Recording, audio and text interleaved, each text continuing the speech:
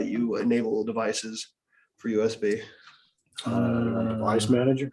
Yeah, just to hit hit Windows key X. Where's your scoring? Should just be Windows Windows X. key Oh, X. it's just And, the I Americanized think it should version. be- It's got pockets. Universal here. Okay. Device manager. Something Donna noticed wedding dresses don't have. Oh, this is another thing. I don't even have admin. Oh, that's the problem. He's not an administrator account. Who's Let me see if I can do that. Let me get on my work VPN. Maybe we can. Yeah, I don't even know how to download it onto this thing. wait, what are you trying to download? If you have is that a USB to your phone? You should be able to just read it through your file system. What's that? Next week is my last contract. Really? Well, I've been with the Sentinel for 44 seasons, so I'm Yeah. retired. All these board. Well, Emerson? Oh, Yeah.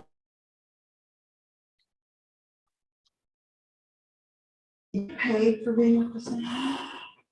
But it's probably not equivalent to a full-time. No, I don't even see a way to get to the file system on this thing. Wait, Pays for the gas. Yeah, right. I Wow. just always My wondered how dad that works at that Emerson, works. Is and that he- true? do Like, you know Robert okay, say Stock? you're in the big Stock? city. Yeah, Robert Stock. Don't think so. Huh. Bigger city. Okay, oh, that's big enough, but not like That's just a coincidence. in my New mind. York or something like that, Chicago. Oh, I see. Is this a company laptop? Okay. Yes, it is. Okay. Oh, yeah, yeah. You probably can't get USB on it because Emerson probably doesn't want you loading USBs onto those. Yeah, they did this about a year ago. So, Getting on the universal controller is not going to do anything for us. Yeah, yeah, you're probably blocking. So- us. With this, we could get it onto my phone, I think, but I don't know how to get to the memory on my phone. Oh, there should be a thing just called file. Like if you go up to the app list. Okay, when you signed into YouTube, you didn't need a No, it should be password little or folders anything? Because that was what threw me when I was trying to do it last time. My files. If you plug that in, If you're in Zoom we as should- we president, should be able to get to Austin Yeah. Astor, you should be okay. I thought that's what I did, but Google Drive, that's something what I want. happened, but there's still that, apparently that, when I was trying it last month, that I've seen that it. video on YouTube, I've seen this dirty, dirty. that's just my name, so at some point, you could probably get rid of that. What, the sack butter? Yes. Oh, no kidding. I also That was a play. guess. Music. Wow. Is it safe to pull Yes. this? That's Okay. awesome. Love it. Let's see if I can get it here. I think I can get it onto our Google Drive. Okay, but Charles is going to get the laptop, so. I know someone. who Okay, so how do I see this? If you go back in your files out of Google Drive, I think USB storage one. When I get, Oh, USB storage one. that should be it. There's just not many of us in the Hmm, United States. Couldn't get an instrument. in the United States. Yes, okay, so Kind of had it built. All that. that one. What's your practical astronomy about? Well, as we run short of time. So now how do I download this onto the Google Drive? Oh, perfect, okay. Polling because. I don't wanna go So over can you get to the AAS Google Drive? Yes. Yeah. Okay, because I'm gonna try to get this onto the AAS Okay. Google Drive. Better practical astronomy. I know it was kind of last minute or, late. If that. Okay, I see. Yeah, once it loads, you should be able to share it. You then, just had right? too many difficulties. Yes, yes, I respect my privacy. Amazing that you just fly like. Whatever, yes. You'll have a plan. Read only. Future, How do we have know? practical astronomy. Okay. There's one of the- Yeah. if you wanna And share whatever it- you're gonna do oh, tonight, Where was you it? can do another. Well, scroll back to the top. There was like the three Oh, is this? snapping. Yeah, that's the share Oh, button. and what people want for practical. Really? astronomy, because I can talk Austin on any of those Astronomical subjects. Society. Okay. Some of which I do have presentations on, but I wouldn't. Austin Astronomical Society. Oh, okay, okay. That's, We can do that. that works In the out. car, we were talking about grinding your own mirrors. That'd be I don't do that. talk about, no? That's the one part of the telescope I don't make and have no desire to. Maybe some, who else does? Do we know? Do we know That's a anybody? Okay, Oh, no If kidding? you, if you scroll that bottom one rightward, you should be able to find that drive. They've never seen a piece of wood in their life. There you go. See, he's They just want to I grind grind mirrors. mirrors There's people who can build everything else on the telescope. Brian Don't know got nothing it. about grinding mirrors and don't want to. no, I don't want to Brian's go got to a trade music stuff. I too, want to go. Have you done it? I've never started it because I don't have a mentor to tell me what I'm How do doing you right, grind? what I'm doing wrong. Well, actually, there's a fun part. I tried to make them up here in, where's it? Shared with me. Share with me, Yes. all, It was in New Jersey or shared somewhere with where they me.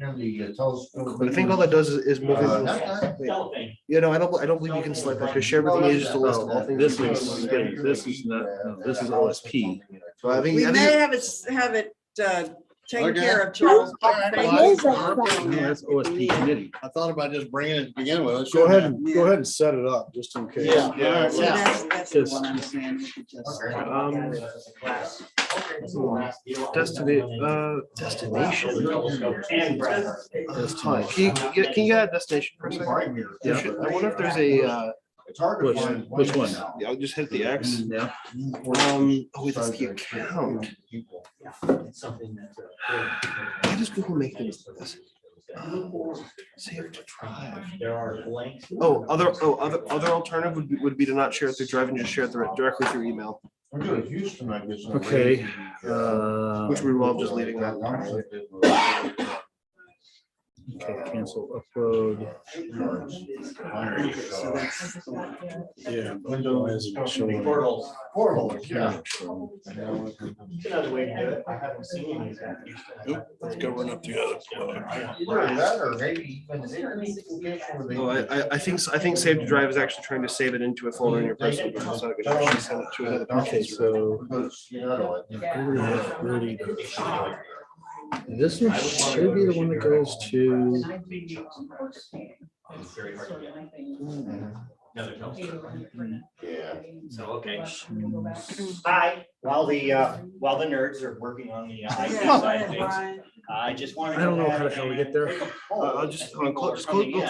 close out of all this. Use Of this. What you would like for practical. USB right there. You know, Got sure, power it's probably on easier. it.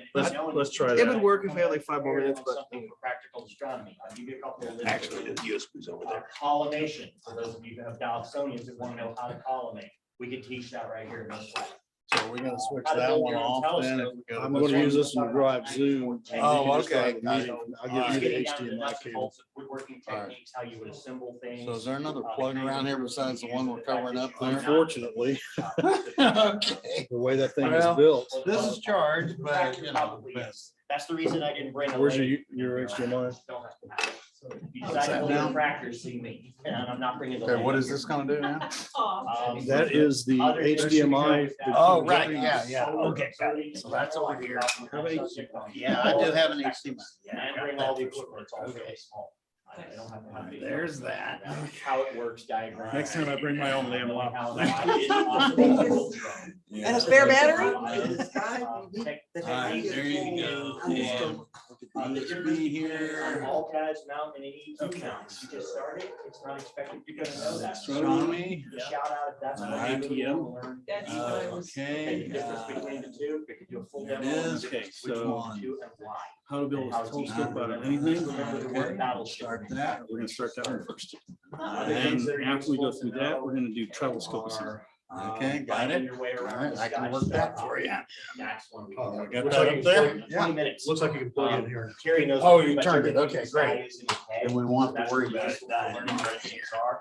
And he'll give you the same kind of hints of, okay, take the star, go 90 degrees approximately, and 1.5 of these distances, et cetera. That's. More challenges. Another battery is dead. Setting up. Oh, dear. A lot of questions. People want to know what kind of a mount they have.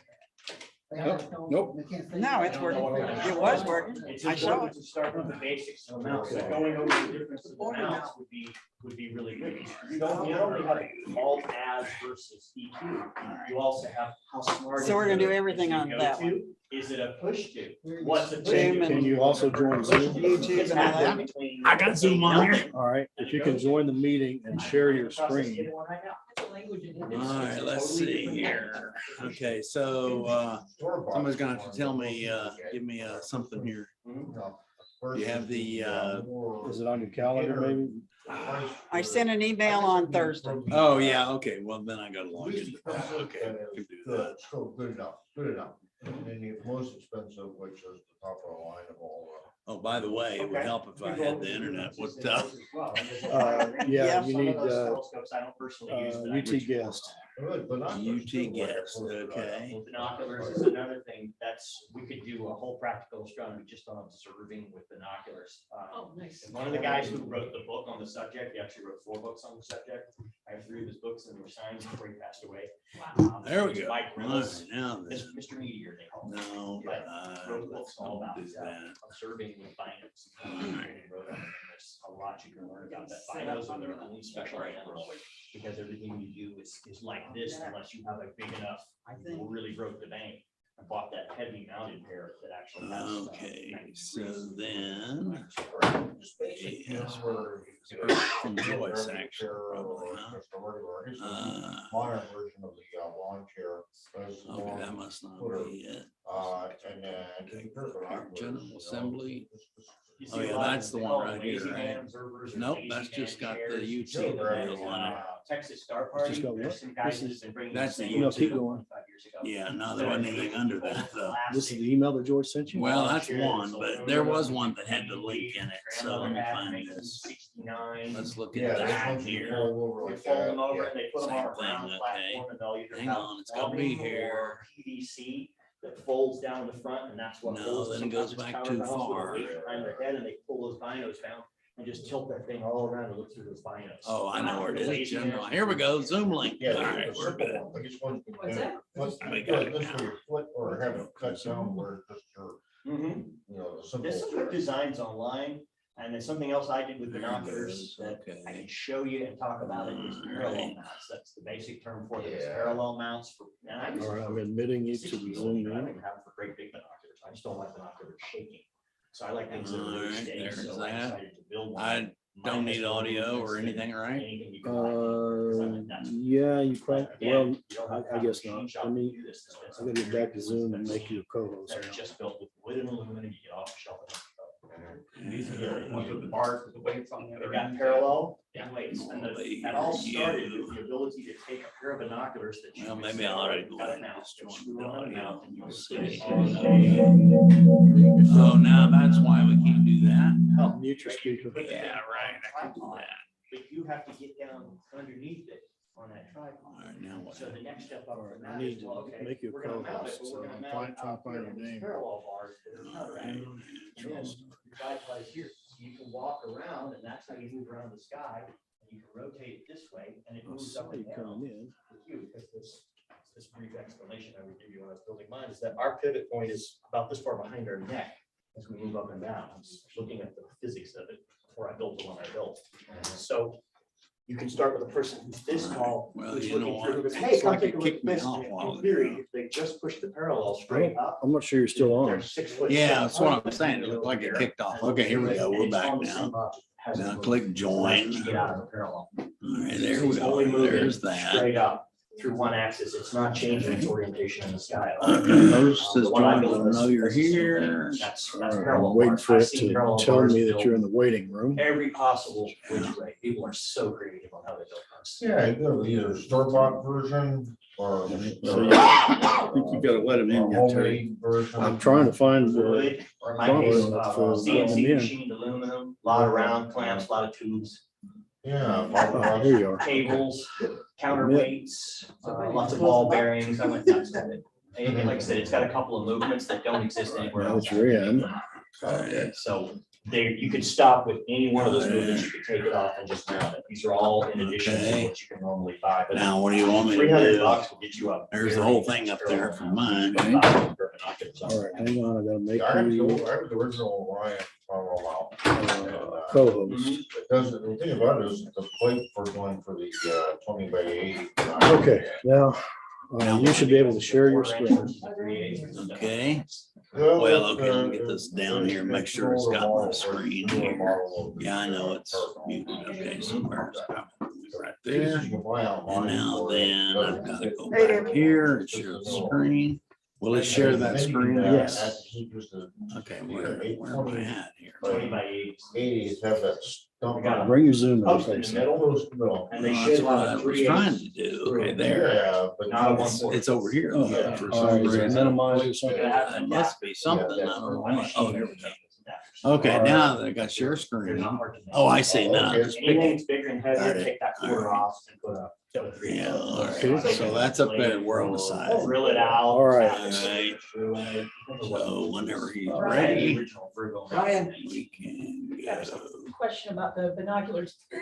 So when you've got a pair of binoculars, you're using both eyes, Yes. so you're getting more light. So if you have, just your standard size, mine is 10 by 50. So I what can is that? minimize. 10 by this and 50 get it means off a of there. 10x 10x, okay. with approximately 2 inches worth of light gathering per eye. But is it comparable as far as what you can see to a telescope that's maybe a slightly larger diameter? I mean, Very because you're using comparable. both eyes. That's what you'll find out when you take a pair of bino viewers and put them in the same telescope, same 10-inch telescope that you were just looking at in one eye. I'm just Take a curious, pair how of many bino people viewers, would they're have taking that same 15, total amount of light 15. and splitting it. So 50% of the light is going into each eye. more here? But because you've got two Barely. eyes now gathering the information in your brain, assuming both eyes are equal and you see about the same with both of them, and it's fully adjustable. So the whole is greater than the sum of its parts, in my Nice. opinion, and I've heard people All say right, that. so this online camera's as live. well. When you've got both eyes and you can get them lined up, which is much more of a pain. in the Go, butt. if you're gonna Stand speak where you're behind- gonna be. I do that when I'm observing The by DI. myself. Here. When it's 4 people swapping or it's a public night, trying to get everybody that pupillary distance and the focus and the difference in the diopter, because they got one eye stronger than the other, is driving bats. It's easier just to use one That's eye. what they said over in Claudia Night, is that they had, you know. So Greg, are you going to stand on that side or this side? Or does it matter?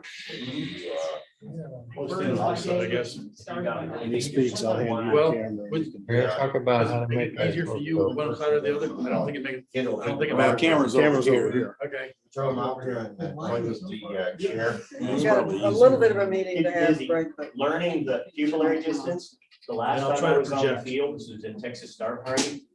I have a pair of those that Well, stay there's in your my solar microphone scope, right which is there. a lot of fun. Looking at the sun in 3D is awesome. It's just amazing. Little scope this big. Usually I don't have a problem projecting. The best pair of bino viewers I've ever seen. Got 'em just a So great Liz deal. Prochamp, can you wave your hand if you're hearing And us I've okay? also put them in my 18-inch reflector.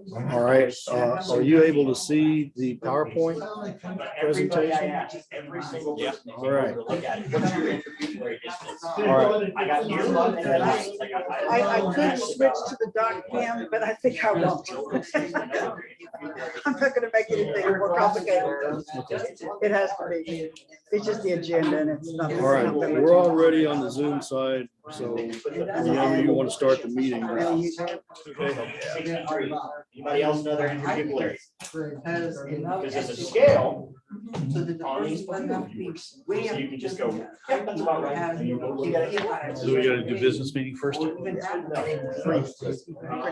will find a lot more people who get it from me, and there's such a heat. that they take that flashlight You deserve it at this and how big their view is. I swear, each of these meetings now is aging. Yeah, right. Okay, I know. How many more you got left in you, huh?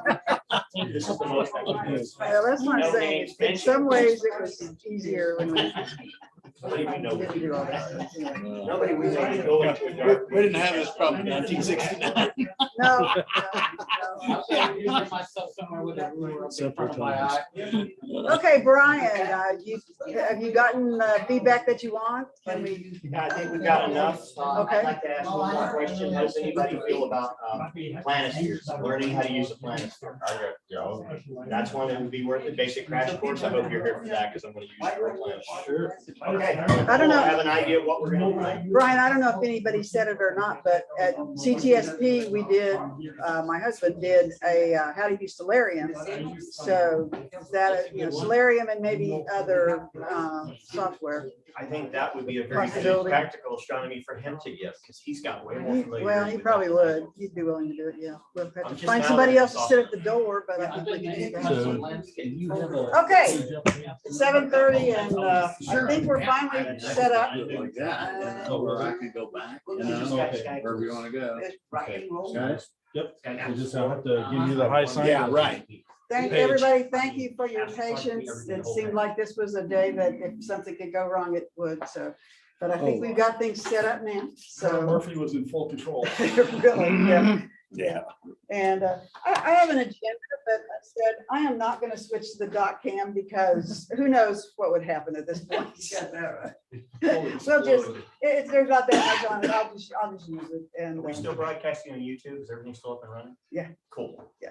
Hoping we didn't lose that. No, we got it, Somebody we got it might started verify again, I think, YouTube for so, me yeah. quickly. Okay, so the first thing we want to do is if there are any new members or guests, would you, I mean, I think I know almost everybody in the room, so we may not, but if you are a new member or a guest and you want to say something about yourself? Our person who was helping us with the technology, yeah. I have no idea, Zeke. We're gonna do the new folks in the room first. I'm John.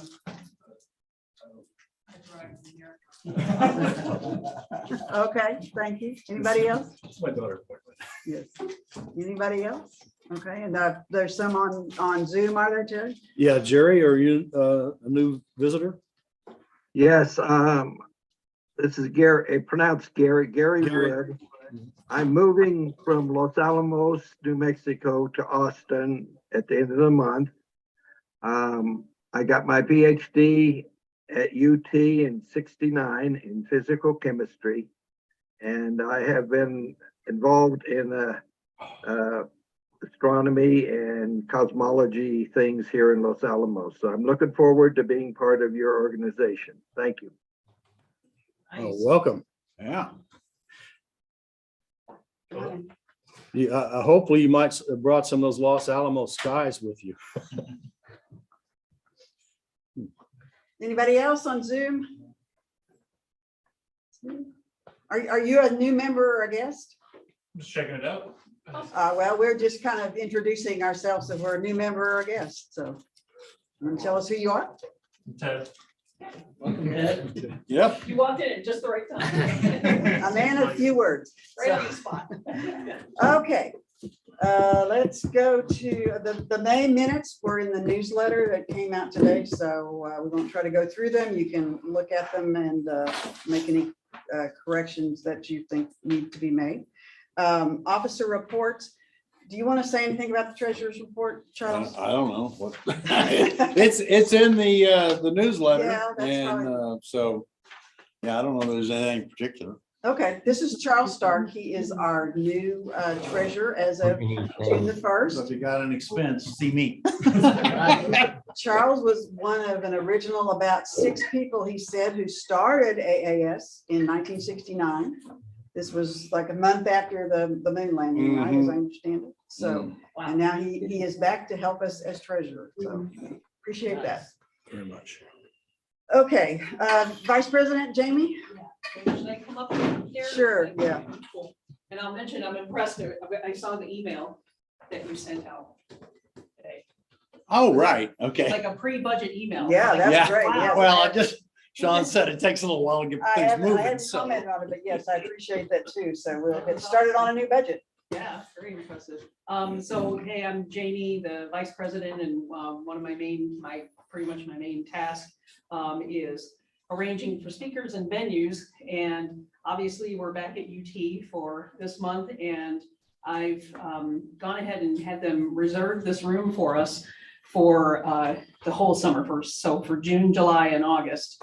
And with the assumption that the parking will be a little bit easier over the summer months, and we're likely to not be supplanted from our room as well, which sometimes happens during the school year.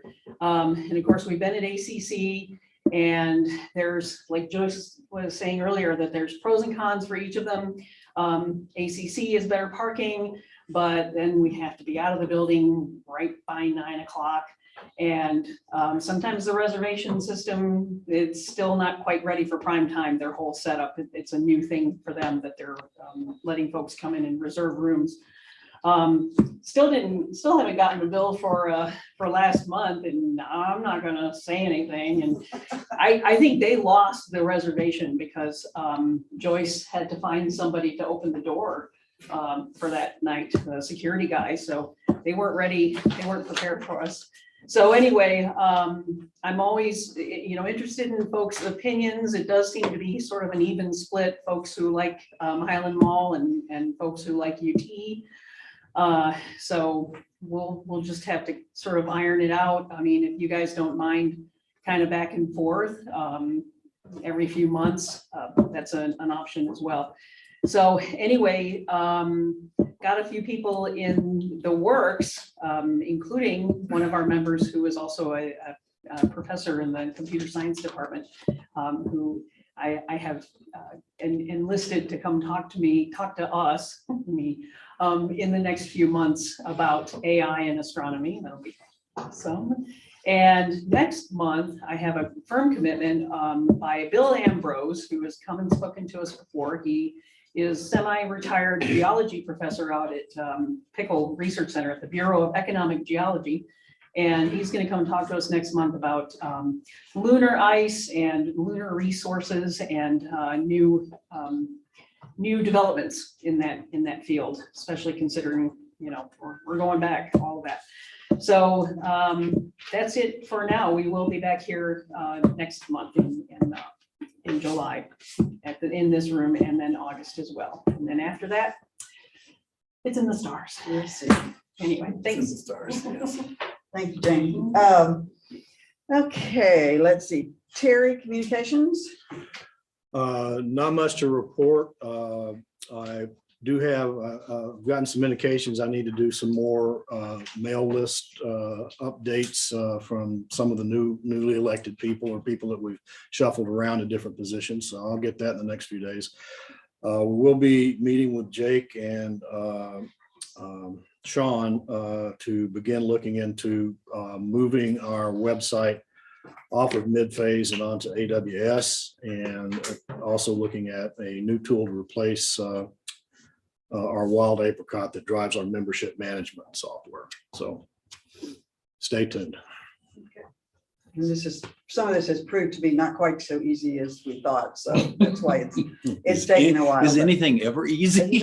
Well, Not today. if tonight's, No. yeah, if tonight's an example. So, okay. Joyce, I forgot to say one thing. Sure. I'm still doing research on a place for us to have our holiday party, and was actually talking to the new executive director of Wild Basin, where they have sort of a big kind of a clubhouse. So that's a possibility, and just looking at other venues. And so again, any suggestions anybody has, I'm interested. Thanks. Okay.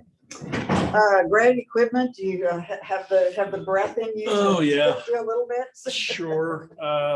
So the only thing of note this last month is that Brian Domingo and I went out to Kim Warren's place and did a final cleanup on the deconstruction site out there. So that place, she's getting ready to put that place on the market. So if anybody knows someone who wants a 4-acre property out near Pedernales Falls that has a roll-off observatory already on it with 2 piers in it, It'd be awesome. no. much I'm you telling you, selling the it's property about to be for? available. How much is he selling the property for? They told me and I forgot how much. I'll send her a message and ask. Doesn't have the best horizons, but it should be good and dark out there. It's outside of Dripping Springs, like a quarter mile from the turnoff to go into Pedernales. Wow.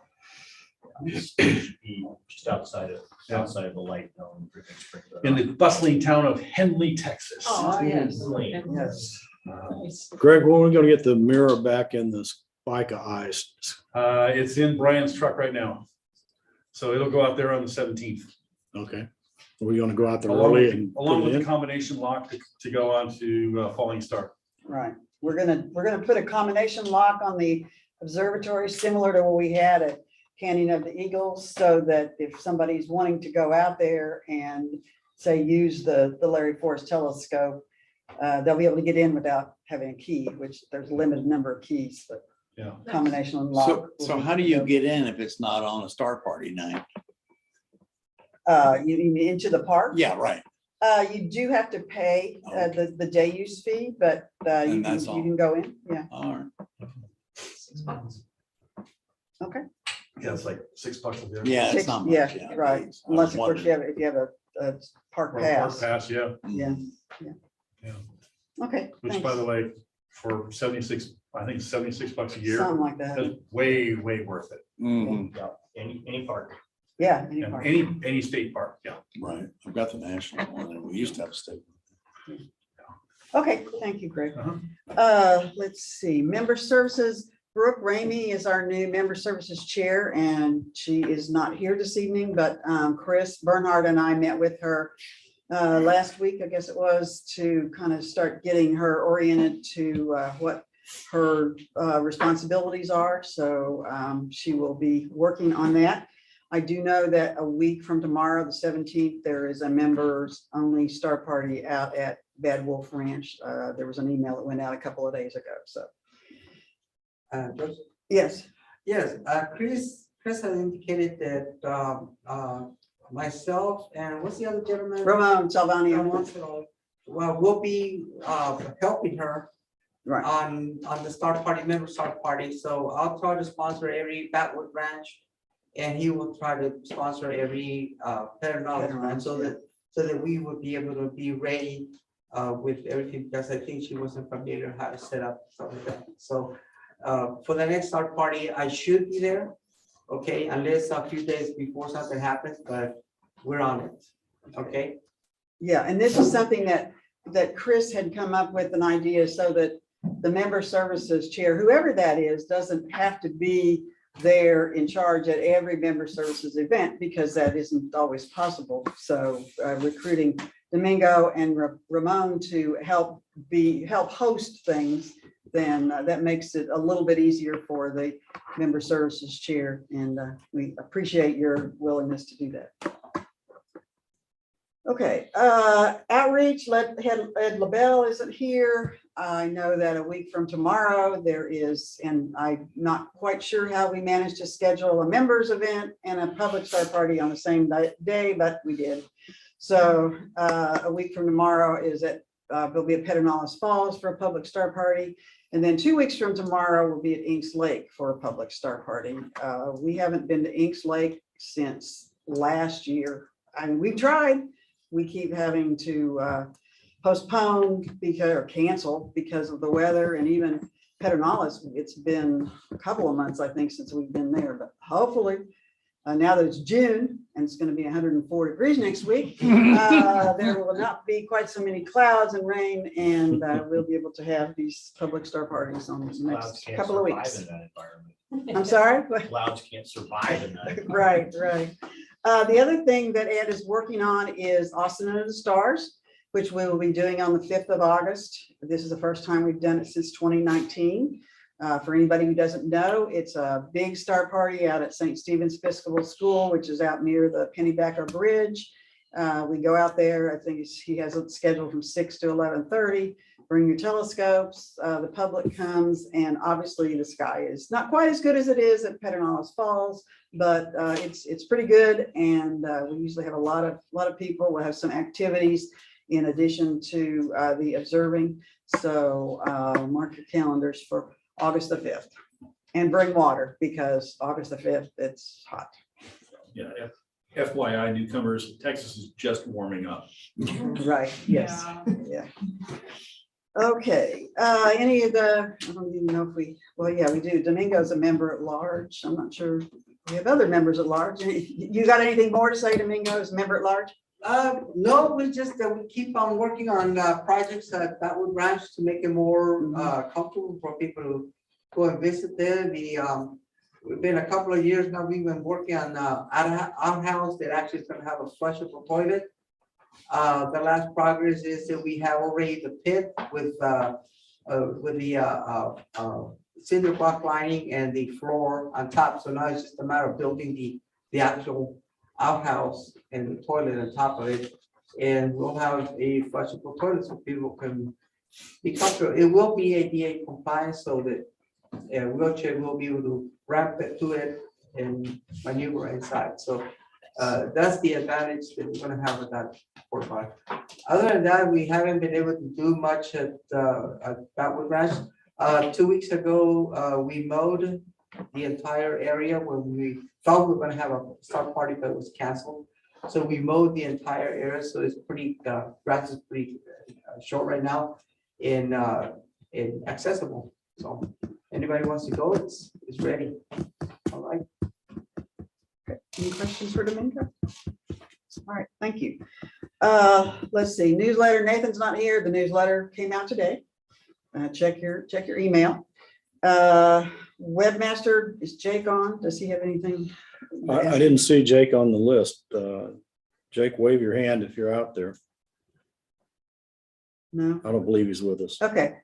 Jake Knobloch is our webmaster, and he has actually just moved to Fort Davis, but he still will help us. And webmaster seems a really appropriate job to do long distance over the internet. So he will continue to do that. Ernie Leaf, talk about the dark sky. Dark sky, yeah. Yeah. Get the newsletter corrected, but Dark Sky, their website now, they are Dark Sky, so you'll see that logo more and more. IDA will slowly but surely disappear. IDA or Dark Sky. In April, they had the International Dark Sky Week, and I talked a little bit about the Jester King that some of us went to. But the numbers are in from the IDA International, and they hosted 100 events in 23 different countries, and it was a big success. 149 TV mentions, 83 on the radio, 533 mentions in print and online, and they think they had the reach to over a billion people, so that was good. There were 99 proclamations issued. Cedar Park was one. I noticed that because I lived there. I think there was like 20 proclamations that were issued by various entities here in Texas. So anyways, they're really trying to get the word out about dark skies. And Dark Skies is also hosting a photography contest, and this isn't just astrophotography. One category is astrophotography, but if people want it, I think the entries are due by the end of June 30th. And there's 8 different categories. One's like photos of bad lighting, bad, how it's bad. Should be a lot of those. And, let's see, one was like for young people. One was if you were from doing an iPhone, or a mobile phone. So all different ways you can enter there. So for those who are photographers, check that out. That's it. Okay, thank you, Ernie. Our Dawn Davies is our Alcor, which is the representative to the Astronomical League. She's not here. She would probably want me to say Alcon, which is the convention, is taking place in Baton Rouge, the end of July, I think it is. So, yeah, that's all right. Anyway, and I don't even know if it's still possible to register for that or not, but I'm sure that is what Dawn would say if she were here. So, okay. The next thing that I had on the agenda was an eclipse update. We have purchased 3,300 pairs of eclipse glasses.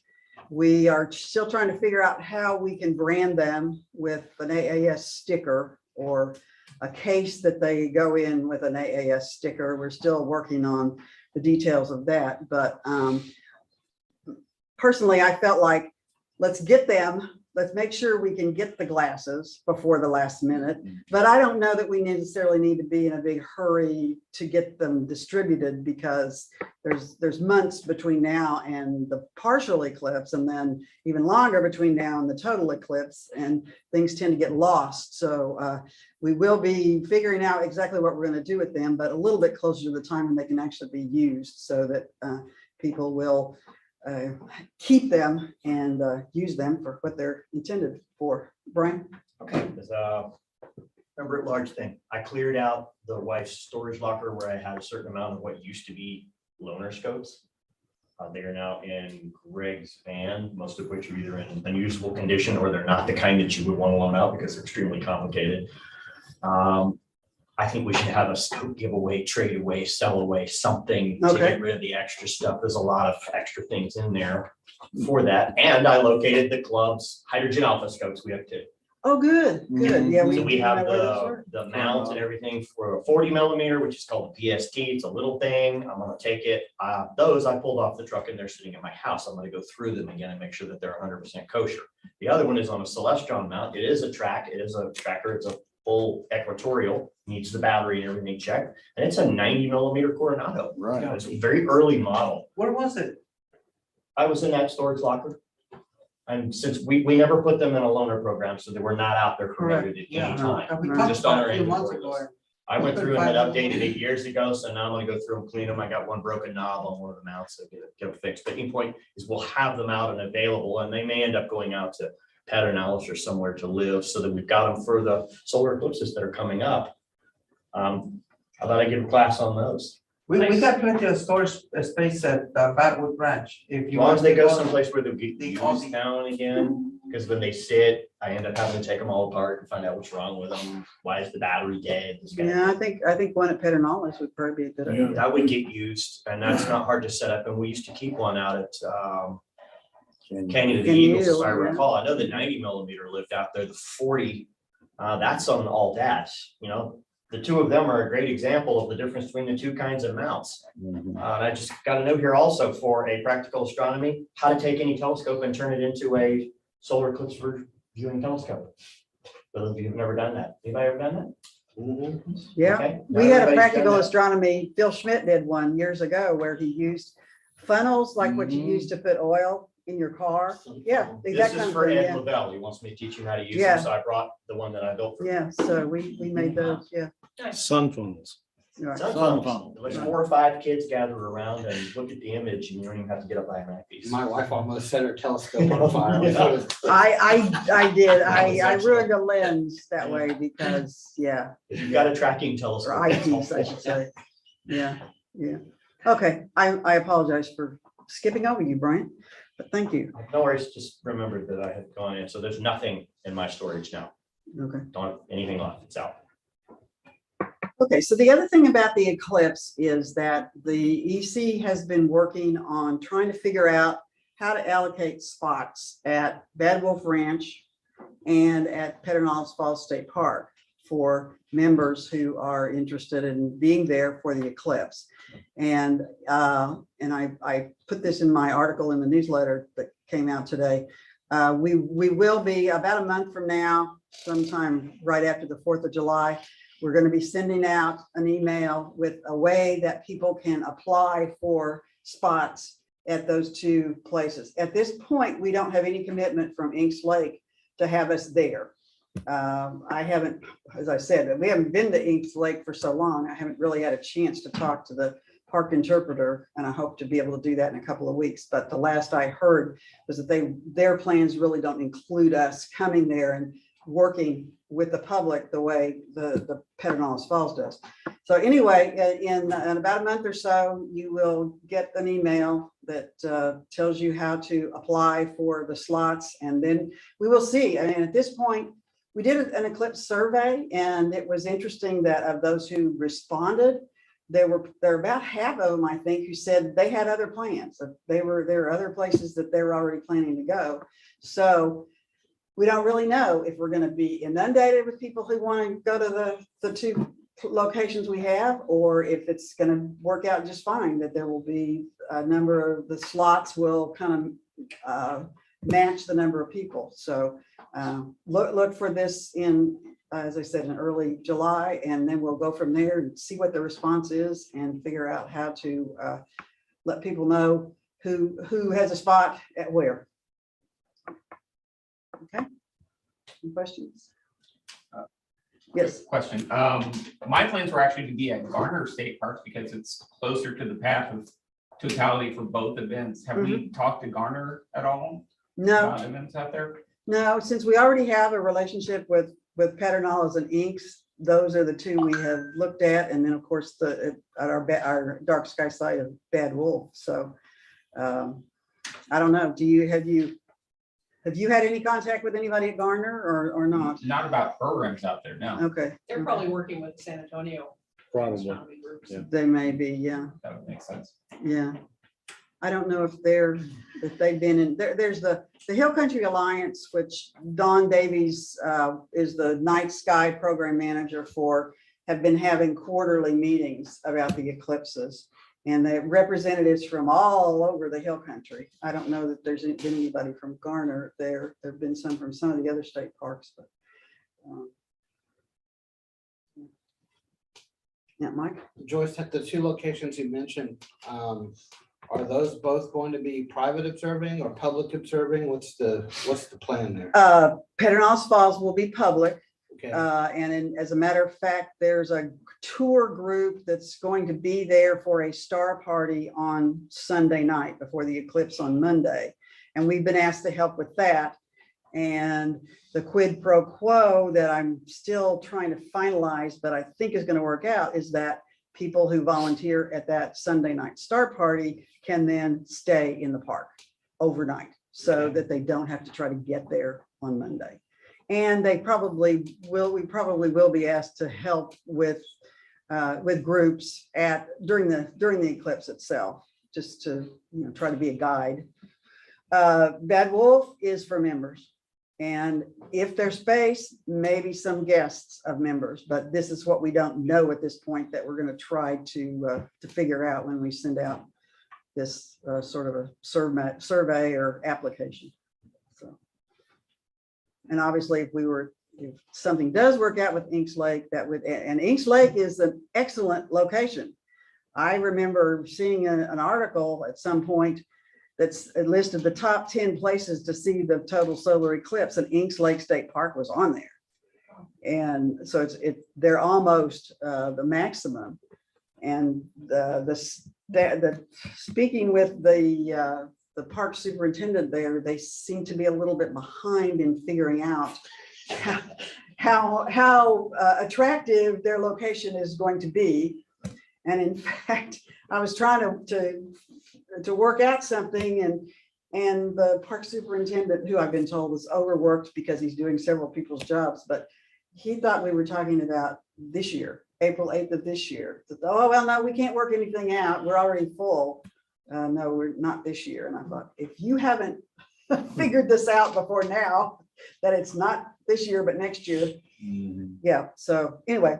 They'll call you in October when the other one happens and you realize, oh, we need to do something.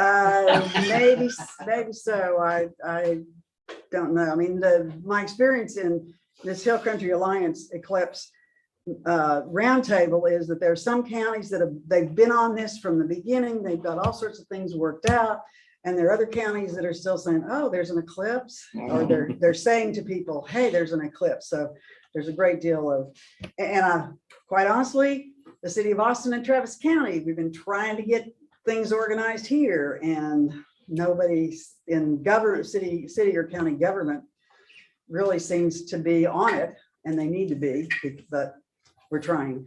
We do have somebody from the nature center, so we do have an in with the city. So anyway, enough of that. So any other questions about the eclipse? Anything else? Any other business anybody has? All right, Greg. With a great deal of help from a variety of people, I think you can do your presentation. Okay.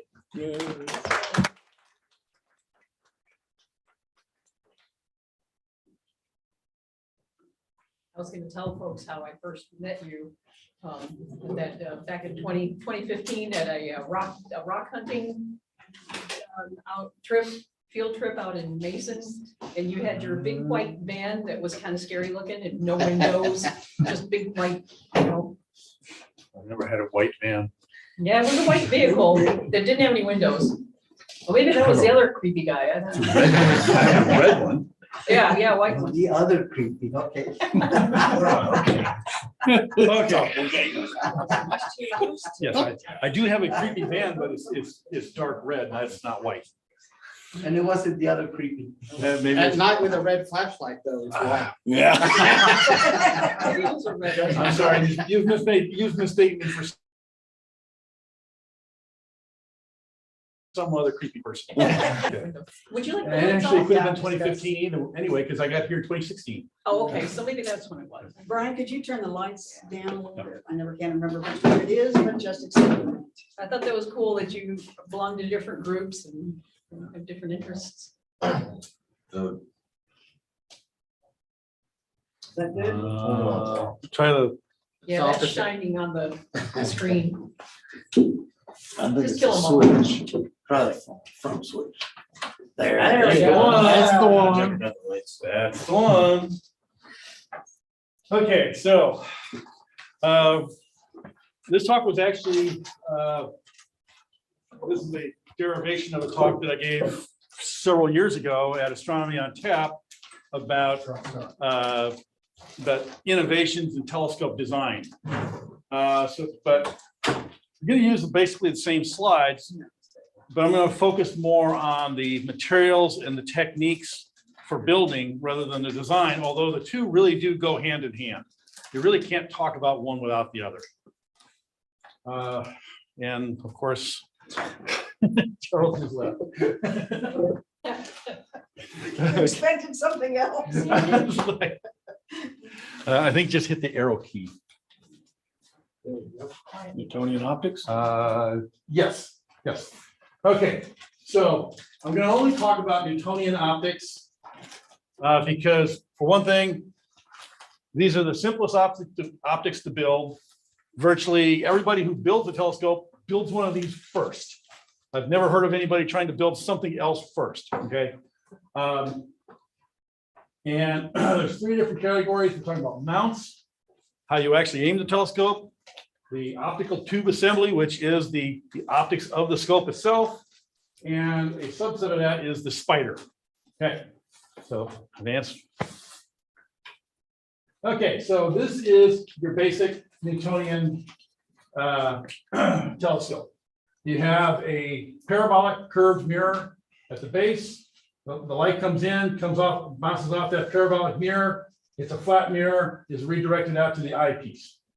This was invented by Sir Isaac Newton in 1666 or 65. It is the simplest optical system that you can build for astronomy, and it's still probably the most popular. So next. Okay, so mounts. This is actually my daughter's telescope. Oddly enough, this is exactly the same model of telescope I had as a freshman in high school in 1972. The difference is that in 1972, this was pretty much the only telescope that you could have as an amateur astronomer. There wasn't anything bigger than this. This is this is basically a 100 millimeter mirror with a 900 millimeter focal length. Great little optical system. They were Japanese made. They were really, really good glass, but they're very limited in what you can see with them. Okay, next. So one, of course, the problem with the German equatorial mounts is you really can't put a very big telescope on them. But some of us like to try anyway. That was the first telescope that I built. Yeah, it was pretty much right at the edge of that mount's capability. As a matter of fact, that counterweight shaft is an extra long stainless steel shaft in order to get the counterweights far enough out to balance that scope. because the stock shaft was about 6 inches too short. All right, next. Okay, so we've all heard this expression sometime in our life, that necessity is the mother of all invention. Well, I've come up with a corollary for it. Next. I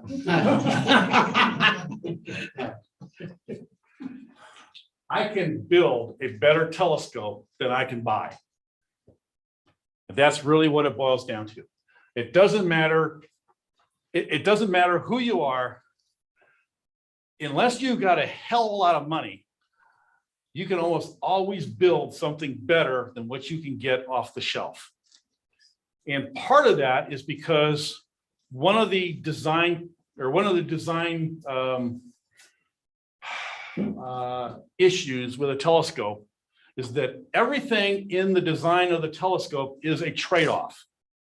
Okay, so if you want to look for, tiny little, fuzzy galaxies, then you need a lot of glass, but you also need a lot of magnification.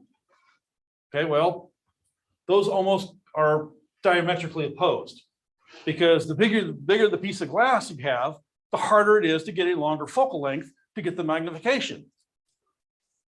So, so it's really easy to get a big piece of glass with a very short focal length, so you can see a wide piece of sky. Like our 24-inch Spica eyes is a perfect example of that type of telescope. It's very, very wide field, so you can see a lot of sky in one view, but you don't have that much magnification.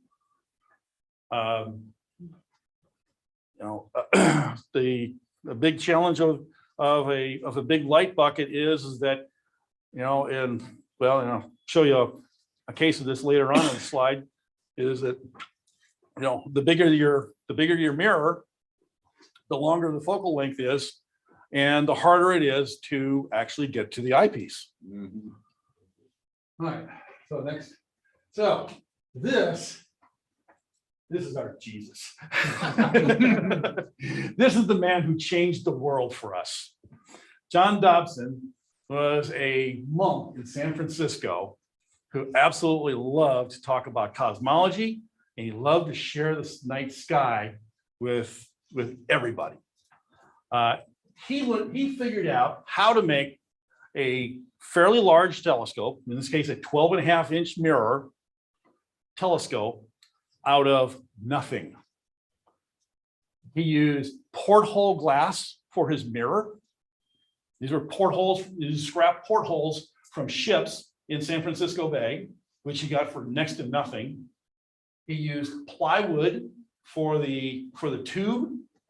Most of the time he used sonotube, which is it's a cardboard tube that's used for making concrete pillars. You fill the thing with concrete, then you cut it down the middle and you rip it off. It's a throwaway piece of cardboard that's used in construction. For the base, he did for the base, he used plywood. For his side bearings, he used 8mm film cans, which he got again in San Francisco for next to nothing. They're just metal cans, metal film cans riding on Teflon pads. He made his telescopes, he made his 12.5-inch telescopes for less than $50 in materials. Okay, so next. Okay, so this is a perfect example. Okay. Oh, now you're gonna work. Okay, that's a perfect example of a Dobsonian telescope. This is the cardboard sonotube. There's a 3-vane spider here that's made out of, I think that might actually just be let's call it balsa wood or something. That might be balsa wood, or one of the other ones I've seen that's used all the time is hacksaw blades. Wow. This is a little fancier version with John sitting next to it. Here's a much older John. These are the commercial versions of the Dobsonian telescopes. And these are called Dobsonians because of John. Okay, next. So we figured out we could build big telescopes now. Because now we're not limited to 4 inches in diameter, we can go a lot bigger. And so we started going a lot bigger. Of course, now you have the problem of, in order to move the sucker, you need a school bus and child labor. Well, okay. You know, like I said, it's a trade-off. Okay, next. So some people went, okay, well, let's go small now. Because now we don't have to have that, because of the Alta-Az mount that John pioneered, we don't have to have that expensive German equatorial mount. Because that was the other thing, was that that GEM mount, those things are not easy to make unless you have a machinery shop in your backyard, right? And they tended to be kind of expensive, you know. But now with an Alta-Az mount, well, we make an Alta-Az mount out of anything. Okay. Ball scopes became very popular in the late 70s and early 80s. And I've actually seen ball scopes like this one here, I believe, if I remember correctly, that this guy made this by taking a large light bulb that was used for parking lot illumination, layering fiberglass over it, shattering the glass, shaking it all out, and he now has a fiberglass ball that he can put his mirror, that he can mount his mirror into. Okay, and that's all it takes, is you just have to have a nice smooth round ball, and then he added the neck to it. Okay, this was actually a Edmund Scientific commercial product here. That was gosh, it's called a ball scope. Astroscan? Huh? Yeah, Astroscan, yes, you're right. Okay. Here's some homemade ball scopes. Now, if you notice, you see what that thing is sitting in there? Dog, fish. It's a mixing pan. A mixing pan, mixing bowl. It's a mixing bowl. Okay. All you need is, you know, something round can sit in and spin around in. Metal mixing bowl. I'm not exactly sure what that one is. And then, of course, the tripods, you know, one's obviously a home built plywood and metal leg tripod. The other one's a commercial tripod that's just had that just has a flat connection on the top. Surveyor tripod. Yeah. Common surveyor tripod. It could be, yeah. And then the scopes themselves are just sitting in these flanges that make the ball. All right. So again, that's pretty easy to make. All you have to do is be able to cut a circle and fit the scope inside of it. Okay, next. Okay, this is another interesting way to mount a telescope. Now, as you can see, this one is obviously very crudely homemade. It's your typical cardboard tube, right? If you'll notice here, the secondary is mounted with a curved piece of metal. So that's very, very minimalistic. There's your eyepiece right there. The idea with this is that this acts just like a German equatorial, but it's a little more robust than the German equatorial, so it can take a heavier weight. Right? This is a much nicer, more professionally made version. This one here, what this guy did was he took I believe this was originally a Meade telescope. Took the optical tube out, threw the rest away, and built all the rest of this by hand. So again, that's all that woodwork there is all done by hand. It's all handmade to fit that scope. Okay, next. Wow, this guy's impressive. So give me a background on the Porter Springfield mount. This is this is a very unusual mount, okay? And it's probably, you've probably never seen one before. It's named after Russell Porter in Springfield, Massachusetts, okay? Which is where Stellafane is held today, is at his property. The thing about the Porter Springfield mount that is unique among all telescope mounts is, next slide, is this. The eyepiece is stationary. The telescope actually revolves around the eyepiece. This is the only telescope mount that's ever been made, that, to my knowledge, that is wheelchair accessible. Now, this one obviously isn't, because of the fact that he's got, this was taken up in Oregon. As you can see, the polar alignment angle here is pretty high, it's 45 degrees. You know, for this area, we would have this down at 30 degrees. And so the platform would be much, much lower, or possibly if we use a smaller wheel, we could like have no platform at all. That would be the goal, right? But the point of the matter is that this is the only telescope mount design that I have ever found where the eyepiece is completely stationary. Even with a Coude mount, which brings the light path down and out through the azimuth bearing, you still have to follow the telescope around as you're changing azimuth. I'm going to build one of these someday. And this is an ingenious solution. The thing is that Russell Porter made his Springfield mount in 1930s, and it has literally not been seen since then. This showed up in 2017 in Oregon.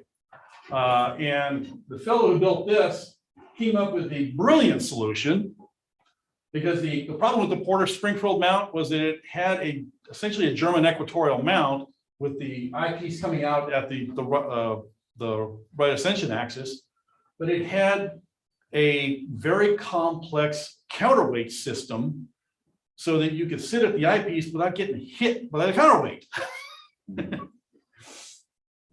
This guy came up with a brilliant solution. He split the counterweights in half. He put one counterweight on the azimuth and one on the altitude. Simple. I don't know why it took somebody 90 years to figure that out, but thank God somebody finally did. Okay, next. Okay, so optical tube assemblies. So let's go back. Next one. Let's go back to our heavy cardboard tubes here. Big, ungainly, right? Really hard to move around, but they're big light buckets so you can see a lot of stuff. So we really like to have big mirrors. Okay? But how do we make these things lighter weight, easier to move, so you don't have to have a school bus? No. Next. Well, you get rid of that big old tube and you put poles in its place. Ryan's Hypatia is like this. So is the Larry Forrest, so is the Spica Eyes. This is called a truss tube telescope. All right. So you get rid of that big heavy tube and you replace it with 8 poles, which are theoretically the same length. There may be some variations. Okay. That's the one downside with this is that, generally speaking, with truss tube telescopes, you have to make sure that the poles go into the same slots every time, because you're always going to have a couple of millimeters difference from one pole to the next, or maybe they don't sit, maybe the sockets aren't sitting in exactly the right distance, and so that's going to throw off your collimation, right? So next. Now, again, we can go big, right? And people do. Now, this doesn't look at all mobile to me. But again, and by the way, now here's the other thing. This is a 48-inch f4, okay? So that means that the focal length on this telescope is 16 feet. All right, well, you got about 2 feet from that mirror to the eyepiece, which means this whole, the length of this thing is 14 feet from the mirror to that, from the base mirror to here.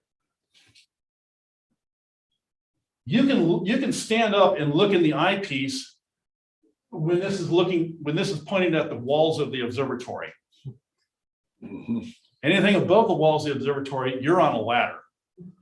If you're pointing straight up, you're on a 14-foot ladder.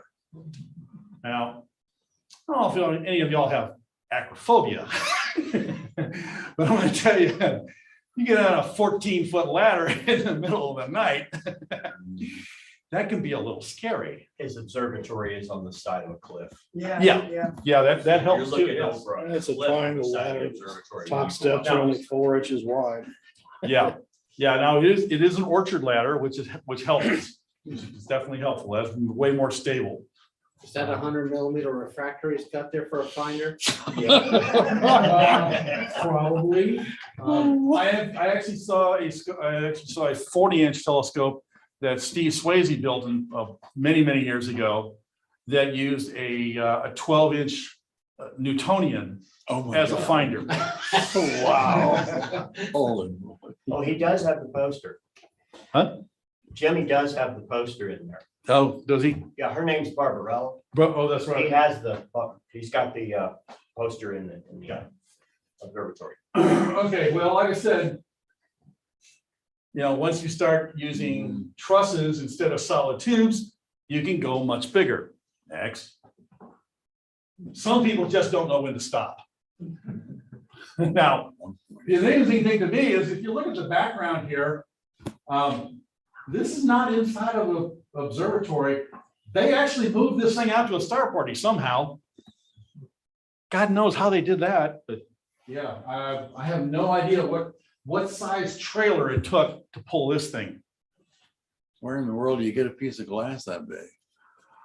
That's a darn good question. Yeah. Piece of leftover NASA equipment. It looks like it's Government segmented. surplus. Take a look at how thick this piece of glass is too. Yeah, right. As I understand it, What that's that where thing that weighs? came from. That was going to go in a satellite. Okay. It's an old satellite drone. Oh, is that one of the old MMTs? Yeah. It's a heavy piece of glass. Okay, well, in that case, that is lightweighted on the back. All right, so let's go back small again and go simple. Because some of us just want to have a grab and go scope to take out somewhere and set up. This is a one-arm truss, or some people call it a one-arm bandit. This is a really simple system. Now, one of the things I should mention was that in building any telescope, one of the critical issues is the mirror box that the mirror cell is mounted into. That has to be completely rigid. If there's any flex in that mirror box, then you'll never get good collimation. Okay. This kind of gets away from that issue by not having a mirror box. And you just have one pole, one very stout pole that has no flex to it, attached to the side of the very thin box that holds the mirror cell. The beautiful thing about a system like this is that there's not a lot of stuff to build, right? It's pretty lightweight. There's very few pieces. They're fairly simple design pieces. There's only a few critical design elements here that you really have to pay attention to. And the rigidity of this arm is number one. Okay, next. So now that we've made the optical tube's so much lighter, we can go back to the gems. We can go back to those German equatorial mounts because the whole problem with those was weight. And we've gotten rid of the weight. And the nice thing about the German equatorial mounts are they can be easily clock driven to follow an object across the sky. They track beautifully. And in fact, if you really want to be a throwback and use film photography, you got to use one of these. An Alt-Az is not going to work for film photography because unless you also have a derotator for your eyepiece. But if you want to do long exposures of film, you have to use a German equatorial, almost certainly. Right? But like I said, now that we've made the optical tube so much lighter weight, we can do that. We can make a German equatorial that'll handle that, no problem. Okay, next. Okay, so this little red one over here is a 16-inch. This is a 28-inch. These were the first two string telescopes ever built back in the late 1990s, early 2000s by a guy in Portland, Oregon named Dan Gray. One of Dan's employees jokingly made a reference that someday he would make an inflatable telescope. The problem with making jokes like that to engineers starts the gears turning, right? And so what Dan realized was that any truss tube system, half the trusses are under compression while the other half are under tension. Well, if you're under tension, you don't need a solid piece of metal. You just need a cable that doesn't stretch. Now, fortunately, the guy that actually made this joke to Dan was also a brilliant materials guy. And what they found was they found one type of string that does not stretch, okay? And that is Kevlar bowstring, archery string. Now, Kevlar archery string has a curious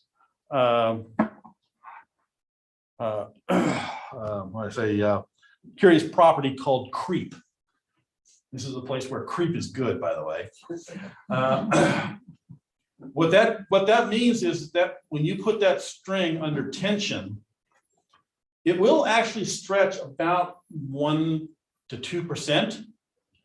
But once you get that 2% stretch out, it does not snap back, doesn't return to its original length, and it will never stretch again. That's as much as you're going to get out of it.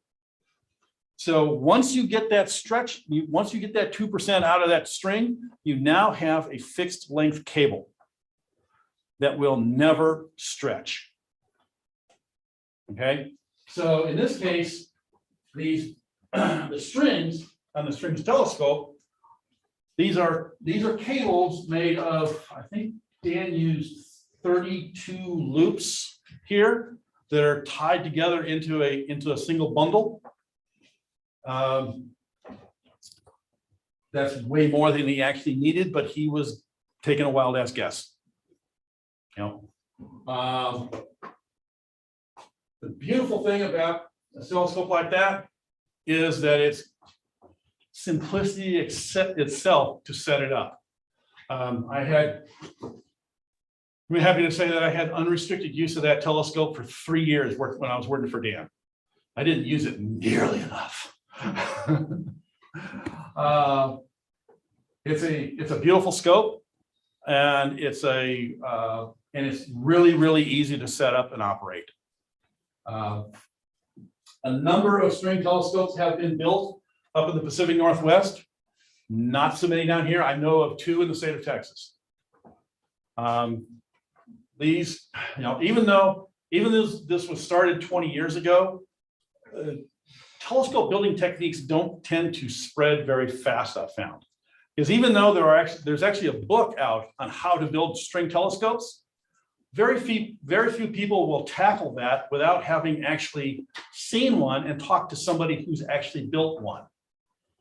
Right, and the second presentation I have is about building my string telescope. So I can show you exactly the considerations for how to build it and, you know, what the most important factors are. Okay. Next. So this is my telescope. I built this specifically to be lightweight as possible. Okay, so three poles, 6 strings, just like Dan's. This is a 15-inch instead of a 28-inch. Okay, one of the things that we found that Brian helped me finish the last of this. One of the things we found was that the upper cage here, which is just a single hexagonal ring of 3/8 or of 3/4 inch aluminum square tubing, that's all too heavy. It sank like a rock. So we had to put some weight on the back end of it. But I built this to be airline portable. So of course, what's the last thing I want to do with an airline portable scope? Add weight. The solution for these two blue bags here, those are called Geiger rigs. They're hydration packs for bicyclists. Everybody else. The beautiful thing about those is that they have a water bladder. In this case, a 3-liter water bladder for each one of those. And they have an air bladder next to them. You seal them up, you pump up the air bladder. That's no longer a water balloon, it's a brick. It's no longer floppy. It's a nice static weight, which you can then dump on the ground when you leave. Okay, and then the whole thing folds up into a very compact pile there. Next. Okay, so this is the next generation of the string telescope, and yeah, I got one of these in my future too.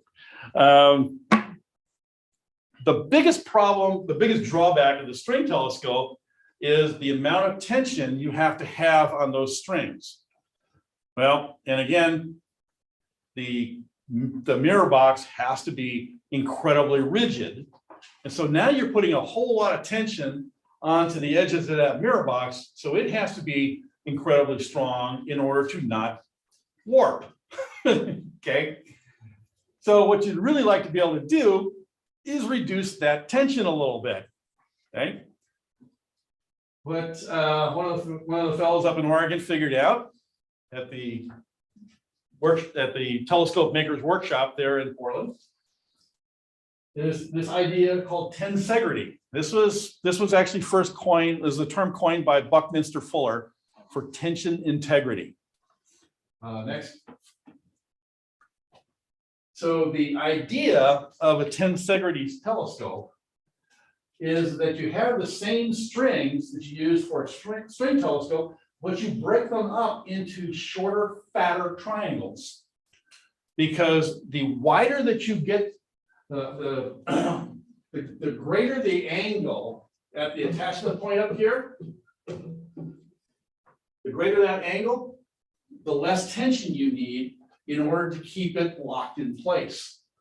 Whereas my telescope has a very, very narrow angle at the top. This has a much wider angle.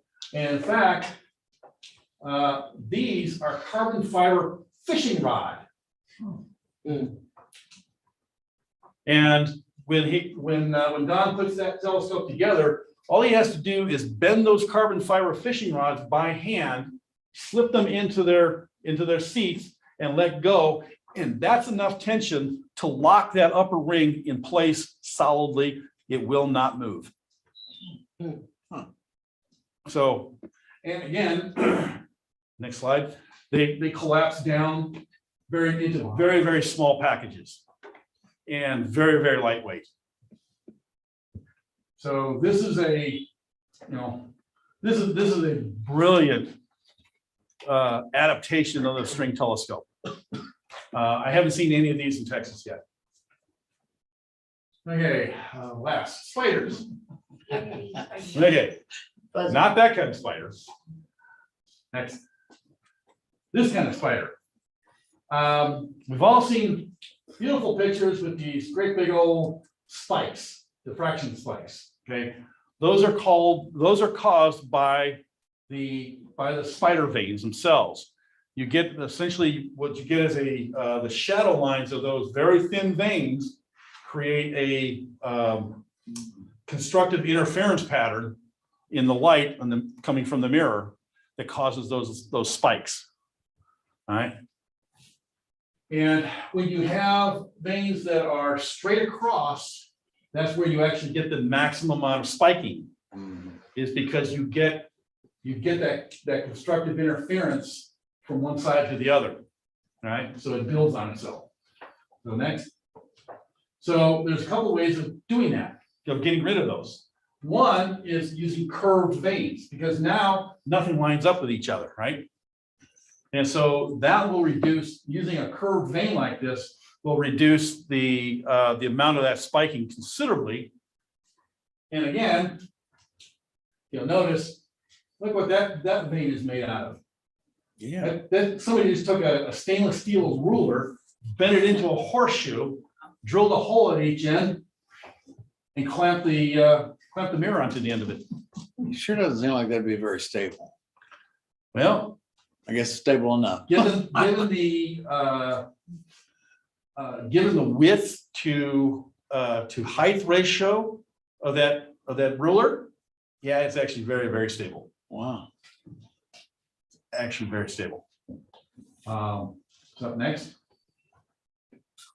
This is the solution I went with. This is called a wire spider.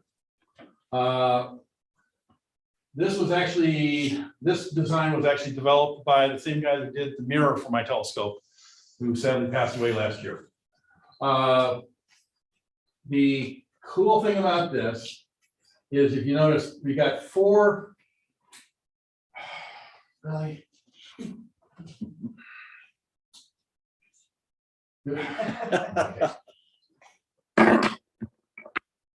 So you got four different sets of wires here that are coming in and holding on to the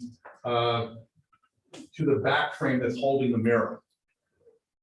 These are all stainless steel guitar strings. I think E string is what it is. It's a 0.1 millimeter stainless steel wire. Okay, so they're really, really thin. They're really, really strong. And if you notice, guitar tuners for tightening them up. Nice. And I've actually seen this done on several different scopes. Here's the one up there on the top. That is somebody else's. You see that they use 3 sets of wires. Again, they're guitar wires and guitar tuners to tighten them. Beautiful thing about that is that you don't actually have to tighten them very much. I mean, what we did was Brian made a jig that went onto the top of my telescope to hold the mirror in place while we strung the wires, and then we just barely snugged those things up to where they're just barely hand tight, and that's all of the tightening we did. So there's not a lot of tension on those wires. But I will tell you that they're strong enough that I can grab the end of the secondary holder there and move the telescope around just by holding onto the secondary holder. Wow. You know, I can easily move the telescope anywhere I want by that secondary holder. And as you can see, they're practically invisible. I mean, there's very, very little profile there. So my scope produces almost no spike at all. It's because they're round as well. So the light that's hitting them is bouncing off in multiple different directions and it's dispersed, so it minimizes. Okay, that's it. Okay, so let's go to the second presentation. I gotta get And that's the. Yeah, hang on. And I'll show you a couple of and we're going to go through this one very quickly because this was actually a presentation I did on how I built this scope.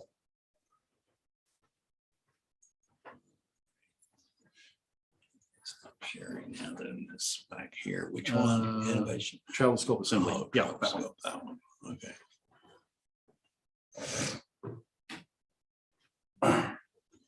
We're gonna blow through about the first 4 or 5 pages of this. This just is that general background information on string telescopes. Just keep going, keep going, keep going. This is Dan's telescope, pictures of how it's set up. Wow. Keep next. Next. That's the same 28-inch telescope? That's the 28-inch telescope. Next. Next. Tightening up the rods. Pull the locking pin. That's it. That took 10 minutes to set that up. For a 28-inch telescope. Wow. Okay. So, yeah, this like I said, that's a, oh, and by the way, I would point out one other thing that Dan did with this telescope. If you'll notice, this is the eyepiece right here. It is not, and here's the secondary mirror up here. And then you got this weird looking structure up here. Well, that weird looking structure is actually a light baffle that is also supports the secondary mirror, which is a 6-inch flat mirror. Okay, a round flat. It's not an elliptical flat. Right. And the eyepiece itself is angled back at about 60 degrees. Oh. The reason he did that is that this telescope has a focal length of 3.2 meters. And when this thing is pointing at zenith, when this thing is at zenith, you only need to be 3 steps up on a ladder to get to the eyepiece. It looks like that mirror is off to the side. Is there no central obstruction? There is no, there is no it's not, it's actually, it is centered. But like I said, all of this structure here is all light baffle to block any light from behind it getting to the eyepiece. It's a very strange, complex geometry, but it works. Wow. Does he get spikes on that one? I don't believe he does, no. I'm pretty sure he doesn't actually, because he's got 3 vanes. I mean, there's basically 3 support vanes here. And so they're not going to line up with each other. So if there are spikes, they're going to be fairly small ones. Okay. Okay, so next. Okay, so the travel scope.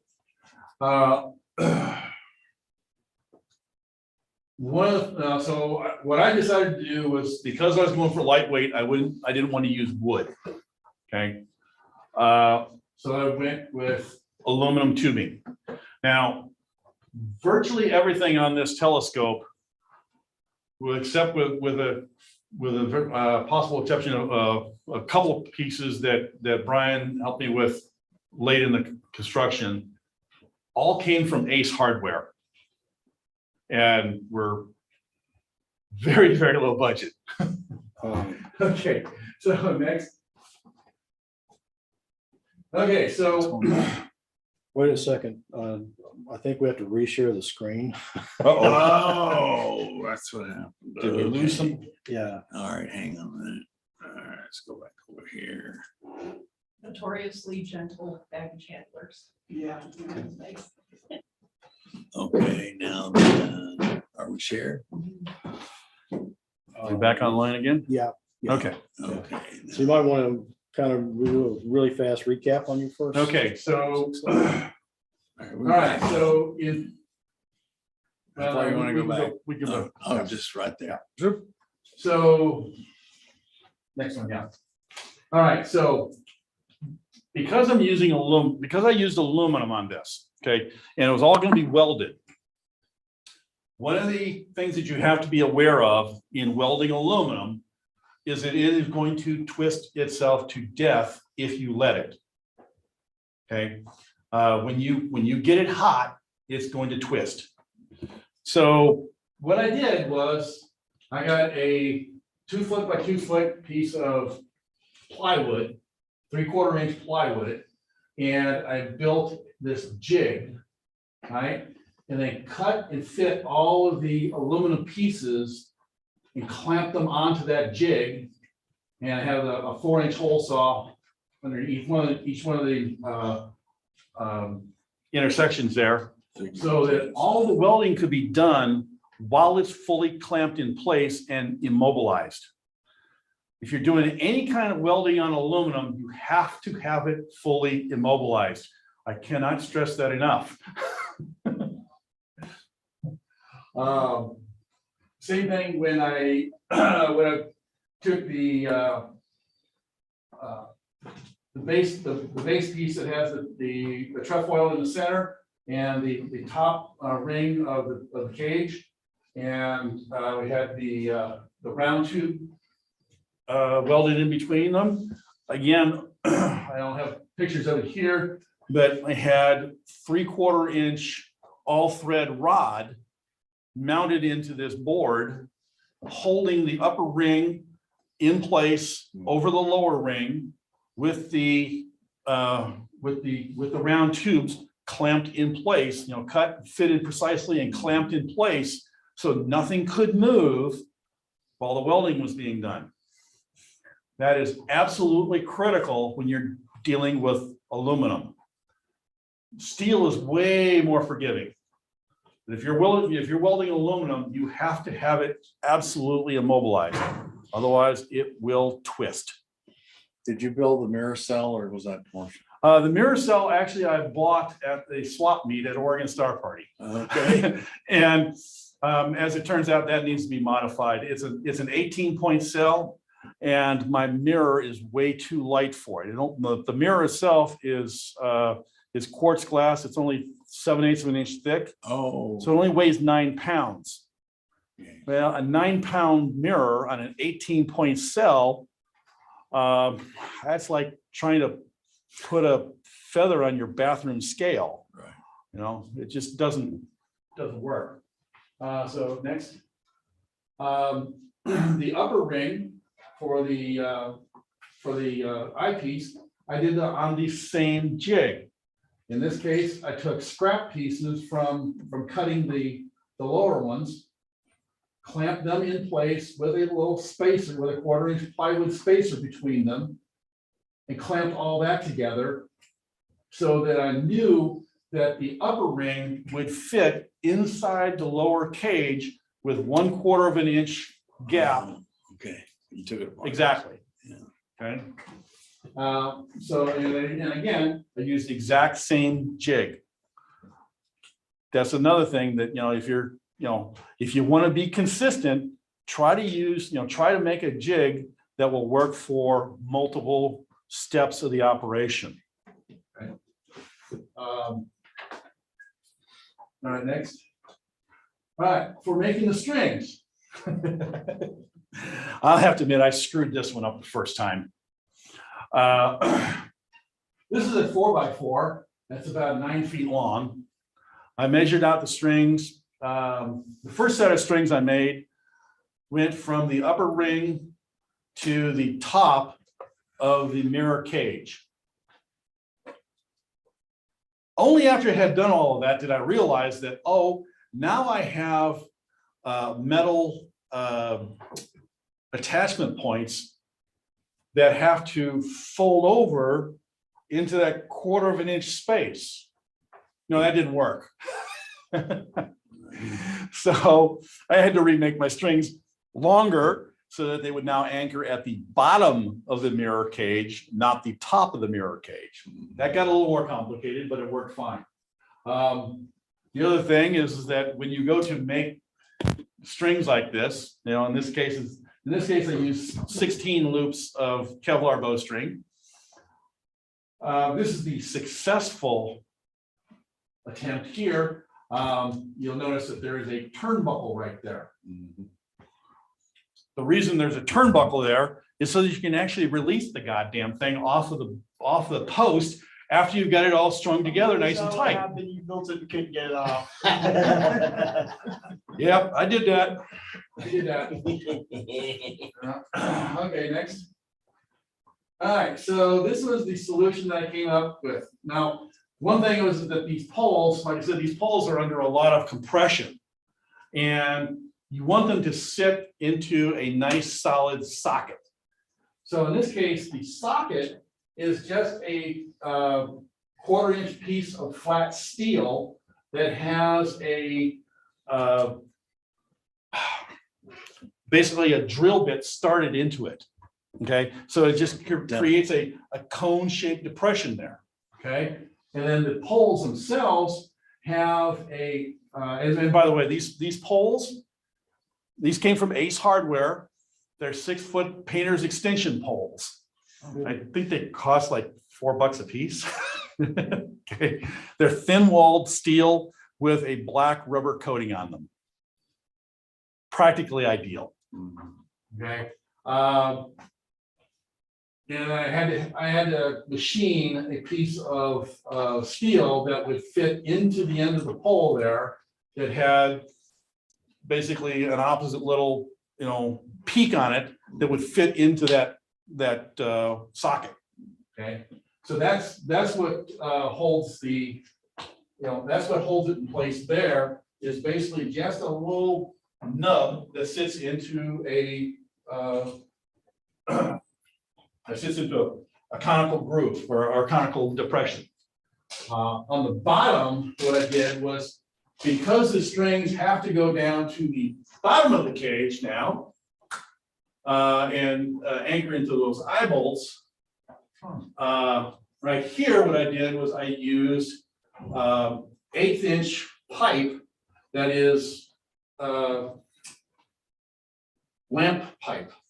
Okay, this is the kind of stuff that you get at Home Depot in the lighting section that you use for lamps, right?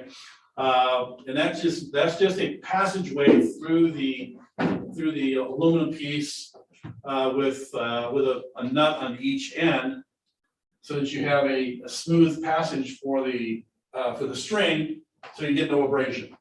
And then I also took this is expansion sheathing for electrical cable to cover the strings, to protect them, and I actually shoved that down through there as well, which was not easy, by the way.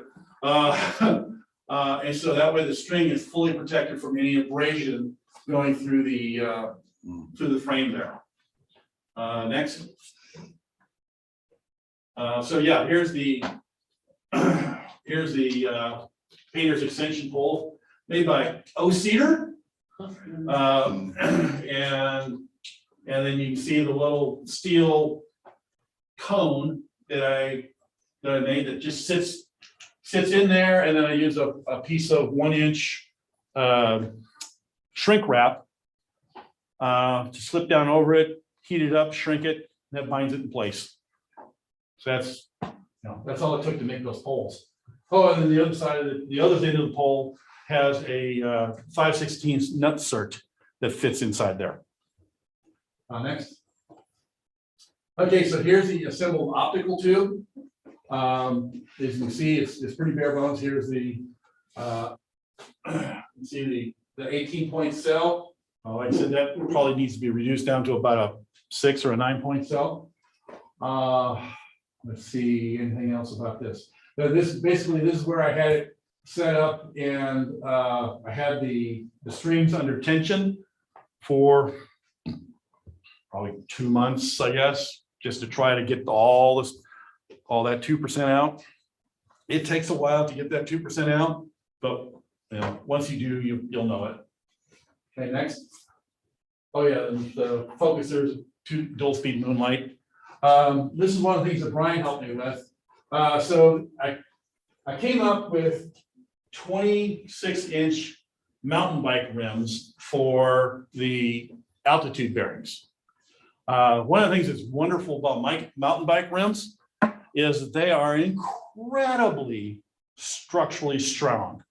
You cannot, even without the hub and spoke in there, just with the bare rim, you cannot flex that thing. It's just not possible. Nobody is strong enough to do that. Brian cut out the centerpiece.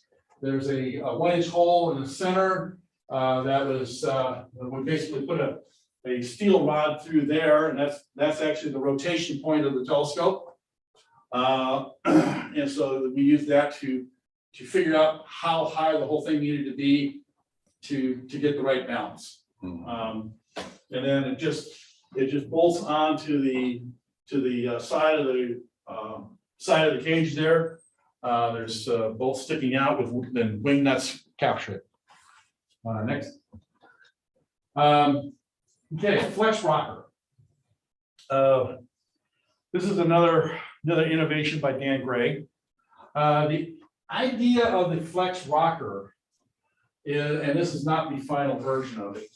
The idea of the flex rocker is that this frame here itself doesn't have to be structurally strong. In fact, I've actually seen these things made out of a sheet of Kydex. Right?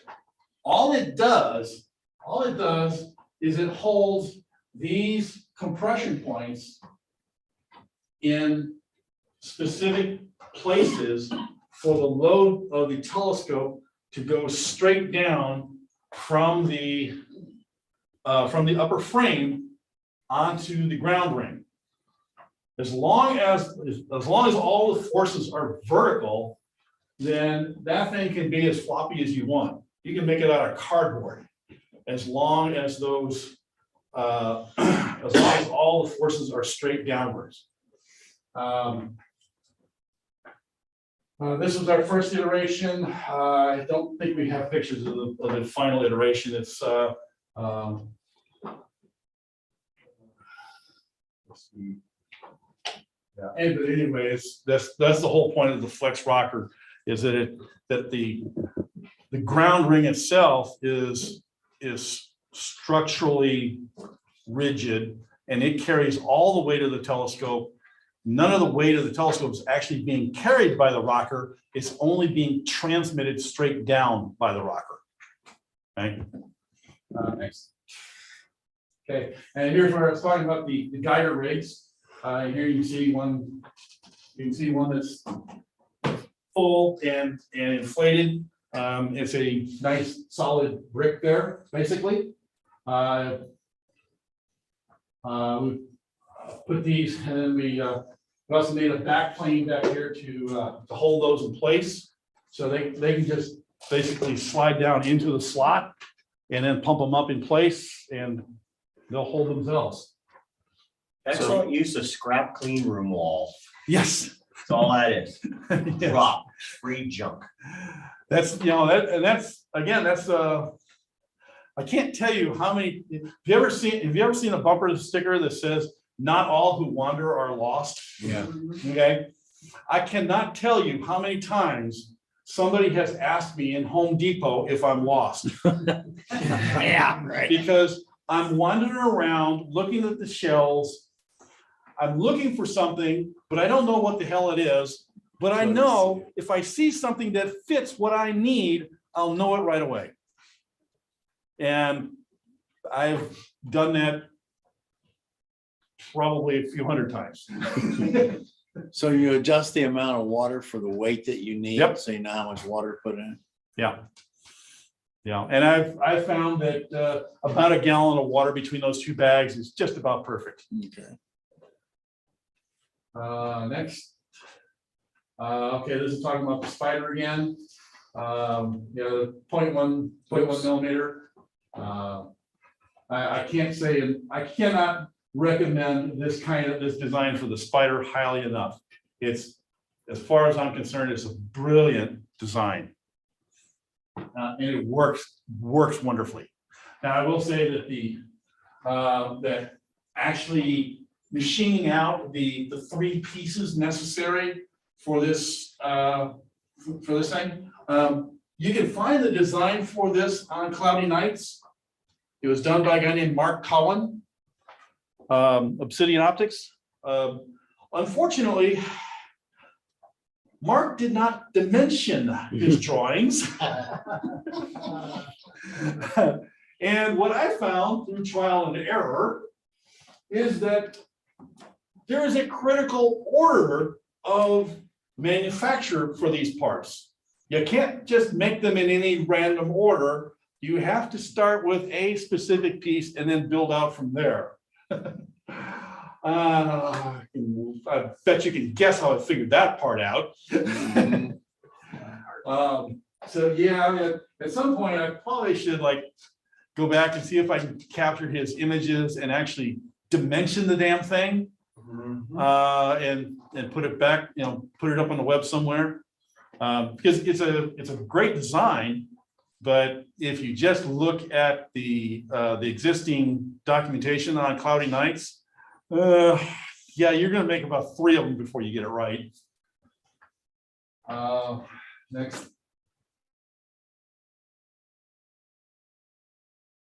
Okay, the 24-inch or the 24-inch face ring that I had originally was too small. So we replaced it with a 29-inch. Also the three legs that are on that they're shown here were not enough. It tended to tilt too easily between 2 of the legs. So now it has 6 legs. Oddly enough, so does Dan's 28-inch. I should have seen that coming. Okay, and then I did make a light baffle from black foam sheet that basically attaches to the back side of the upper ring with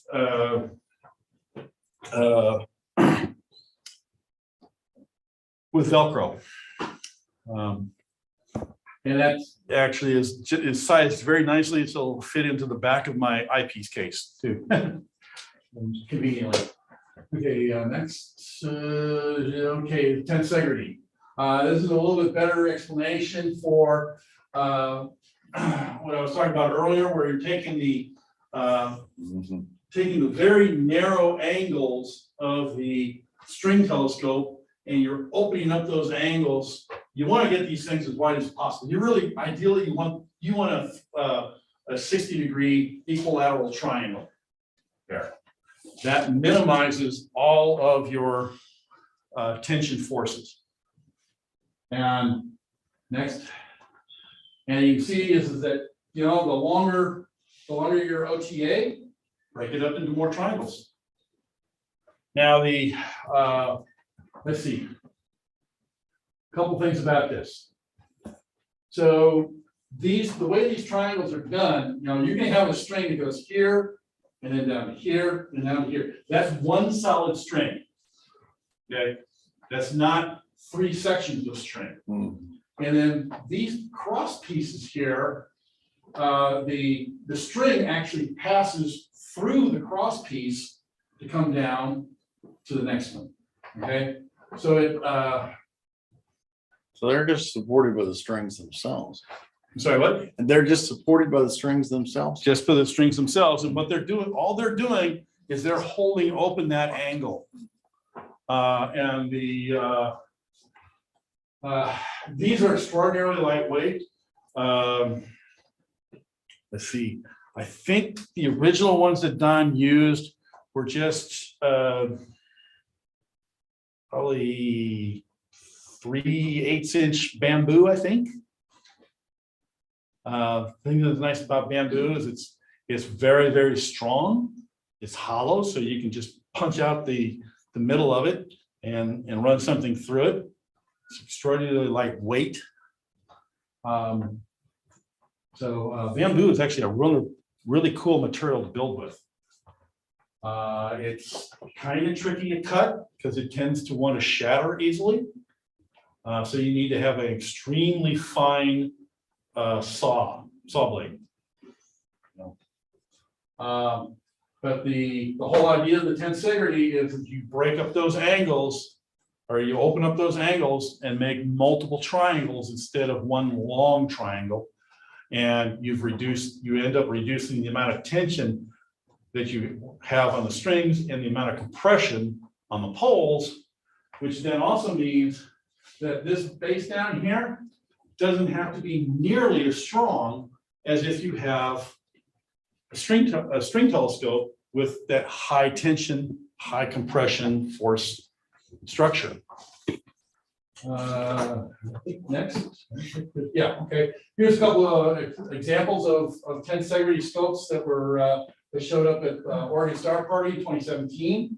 The 16-inch, and you can see the poles for the 16-inch. I think those are, I believe those are electrical conduit. So again, like really expensive materials here, you know. The father and son project here, a 6-inch and 10-inch, 1/4-inch carbon fiber fishing rod. No. Let's see. The strings are the Kevlar bowstring. Same. They used. I think they had only about 3 or 4 loops of Kevlar string. So nowhere near what I used or what Dan used, because they don't have to be as strong. Next.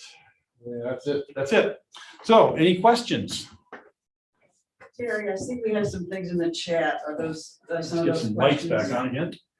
There were mostly comments about stuff kind of going wrong with the presentation. Oh, okay. About what? I will point out Liz offered to, said that she has experience in helping clubs sell telescopes. And so Oh, wow. Brian and equipment team, I you see. guys might want to talk with her about that. Not really any other questions in there. Okay. Okay. Yes, Jamie. So you were talking about the mirror cell. What is that? The mirror cell is the structure that actually supports the weight of the mirror. And the critical issue about a mirror cell is that it has to be able to support the weight of the mirror perfectly evenly. So it has to fully distribute the weight of the mirror across a wide area so that you don't have any flexing of the mirror. I mean, we don't typically think of a 1 or 2 inch piece of glass as being particularly flexible. But in fact, they do flex. If you have like for example, with that 1.8 meter mirror there that from the previous presentation, that thing weighs, if that's an MMT mirror, I think, if we saw the stats on those, I think just shy of 800 pounds. And it's about 10 inches thick. And it's got a honeycombed back, right? Which gives it a lot of rigidity. But even so, if you don't support that thing evenly, it's going to want to sag or it's going to warp. It's going to warp. And in fact, one of the common problems in making mirrors is called astigmatation. What happens is that when you're making a mirror, you're putting pressure on that mirror to grind the glass or to polish the glass. And if you don't have it fully supported perfectly evenly, you'll actually bend the glass as you're doing that, and you'll essentially grind a Pringles potato chip shape into it, right? Obviously, that's wildly exaggerated, but you'll end up with a lowered center and a raised rim, right? The mirror makers commonly refer to that as a turn down edge. Okay, or well, no, I'm sorry, that's stick. Turn down edge is where you overlap the glass too much Right. as you're Bubbles. as you're polishing, and you actually start to move the glass into a convex profile on the very edge of the mirror. But yeah, I mean, you can actually bend the glass as you're working it.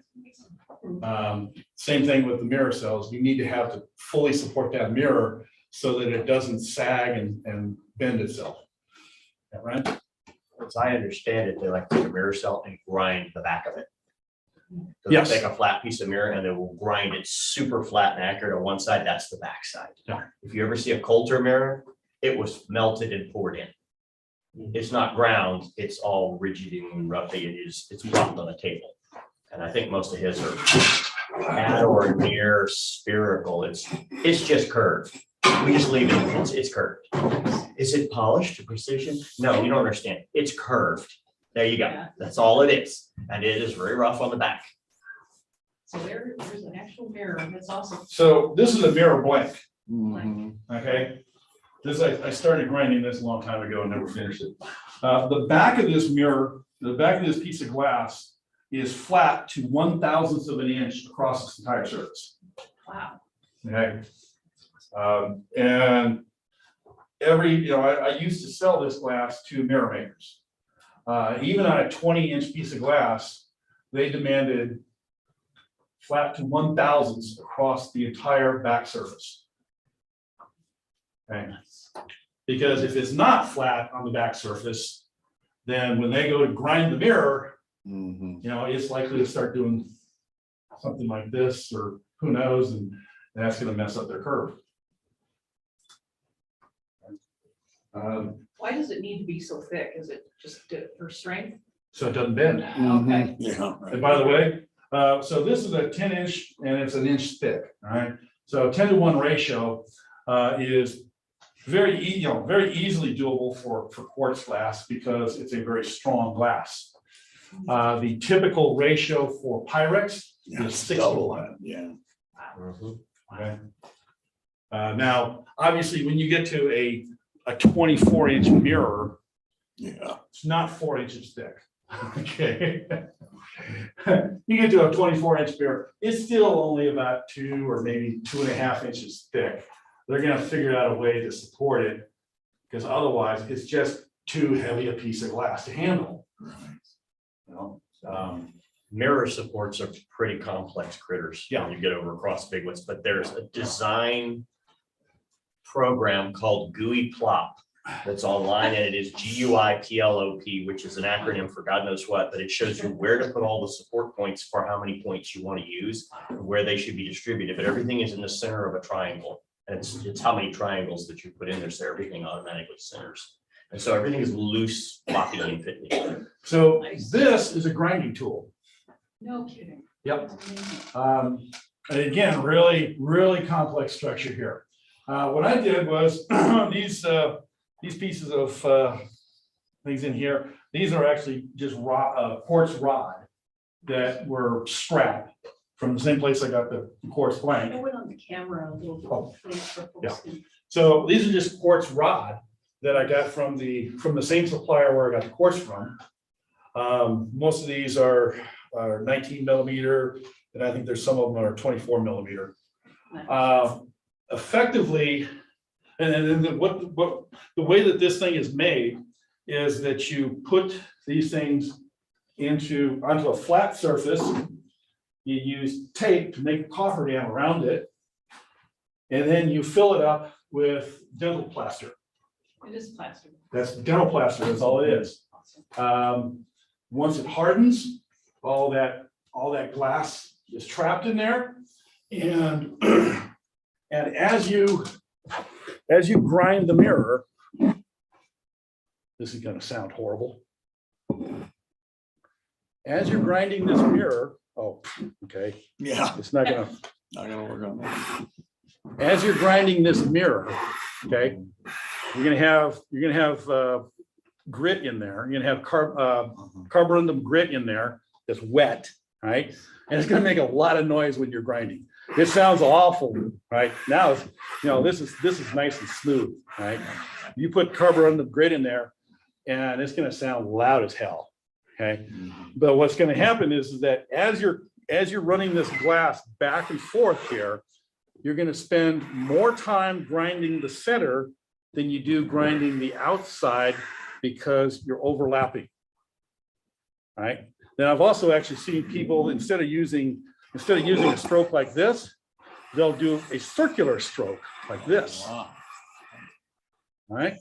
Because again, what you're doing is part of the mirror is overlapping over here, so it's not being ground, but this part is being ground. And so as you're doing this, what you're essentially doing is you're grinding more in the middle than you are on the outside. And that creates a spherical curve. It creates a spherical curve, not a parabolic. Yeah, right. Parabolas are done, once you get the spherical curve to the right dimension, then you parabolize it on a different tool. And that tool is made out of pitch tar. And then you take cerium oxide, put that onto the pitch tar. Now, from cerium oxide from our from grinding or from polishing stones, right? That's the final polish that you use for most quartzes and other types of stones like that. Well, that's also what you use for glass. And what the difference between polishing a stone and polishing glass is that when you're polishing stone, you're actually making smaller and smaller and smaller and smaller, finer grooves to where you now have a mirror finish. That's actually not the process with glass, because glass is a disorganized crystal, okay? As you put more and more pressure on the glass, you generate heat in a boundary layer on the glass, right? And once you get that heat in that boundary layer up to the softening point of the glass, that boundary layer becomes plastic.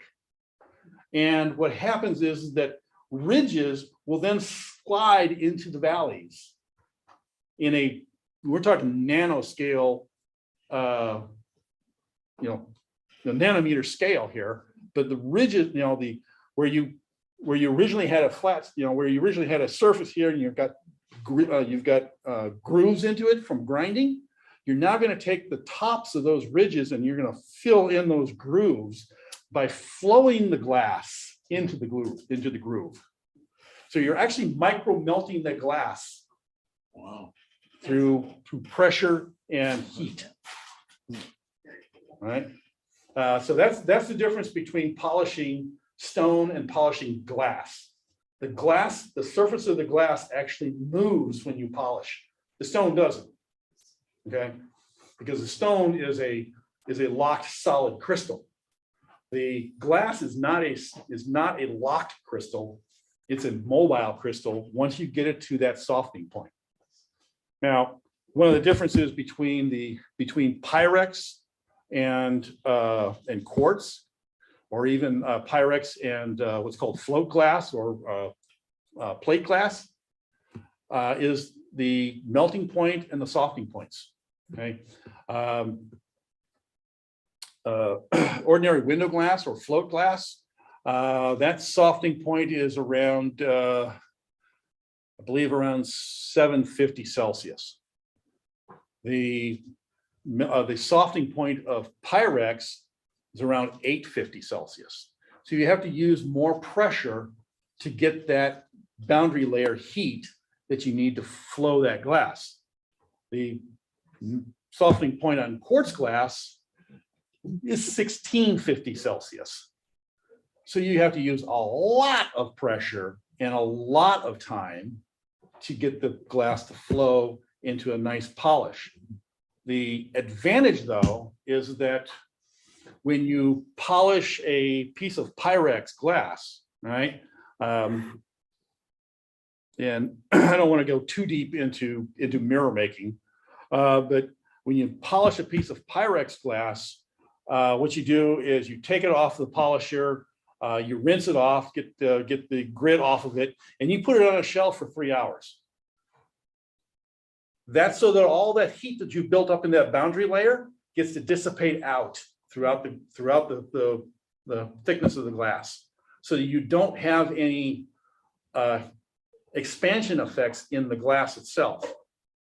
Okay, with quartz glass, you take it off of the polisher, you run it under a tap water, and you put it straight on the tester, because its expansion is 7 times less than Pyrex, and it dumps heat faster. So now, when I was selling this stuff to mirror makers, it was not easy to get them to try it, but once they tried it, they loved it. So after your presentation, can we touch those? Oh yeah, of course. Yeah. Awesome. Brian, I also asked Brian to bring along some other good to have toys if you're going to go into the world of building a telescope. Okay. That's obvious, right? Yeah.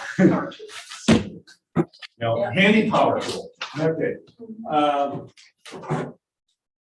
Boy, these are great. What this is basically a triangle protractor.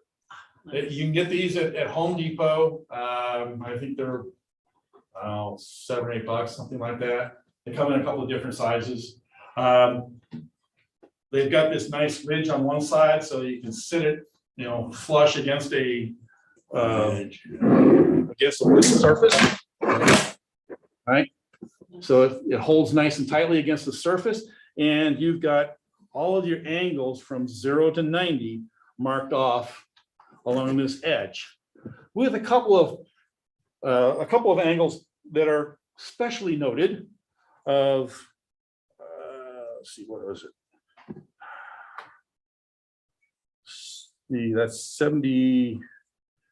No, that's 60. 67 and a half, 69 and a half, I think it is, and 22 and a half. Those are half of your 45s. Okay, those are good angles to know. So yeah, that's a very valuable tool. Again, if you're working with wood and you have a router, and you absolutely should have a router. Okay, that is probably one of the most valuable tools I own. This end has a whole bunch of different holes in it, with one big hole in the middle. Those are mounting holes for pretty much any plunge router that you can find on the market.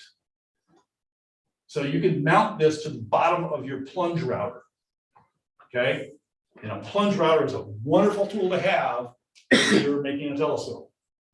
And the idea is that you have all of these 1/8" holes set with a measurement down here, and they're basically, so like for example here you've got 25 inches, 25 1/4, 25 1/2, 25 3/4, 26. Right. So now what you do is you have that plunge router mounted on this thing. You drill a 1/4 inch, or you drill an 1/8" hole into your board. Okay. And you use the 1/8" drill bit to stick down into that hole. You place this down on top of it, and you now have you can now cut a circle, or a very precise circle or arc using this. It's basically a way to make a big compass out of your plunge router. It's like a drawing. And I'm telling you, that's the only way you're going to make a precise circle with a plunge router. Right. You can't hold it steady enough to do that. Let's see. Good, long, flat, straight edge. You're gonna need that. Let's see. Brian, what did you bring? Let's see, bar clamps. Now, depending, if you're gonna make a big mirror box, you're gonna need clamps that'll hold the whole thing together, and you're gonna need a bar clamp to do that. In fact, you're gonna need about 4 of them. Okay? To buy a lot of them. And that matching eyepiece case that you know you're gonna have when this telescope is done, trust me on this one. You can build a box with those big 3 bar clamps. Okay. Corner clamps. This is a wonderful invention. You got 2 pieces of wood that you're gonna join in at a 90-degree angle. Okay? You put this corner clamp in there and you clamp those 2 together so that they fit exactly where they need to be. And then you apply your glue and screws or nails. But not until you actually have them, again, fully immobilized to where they need to be. I did not bring the miter box. Miter boxes are your friend. They're small, they're cheap, they're easy to get, put a quality blade on it, and you can Let's cut see what else. exact any piece of stock. Mechanic square, wonderful idea, wonderful tool to have. Deep clamps. Sometimes, sometimes you need a C clamp that can reach further in. Nice. Those are good to have.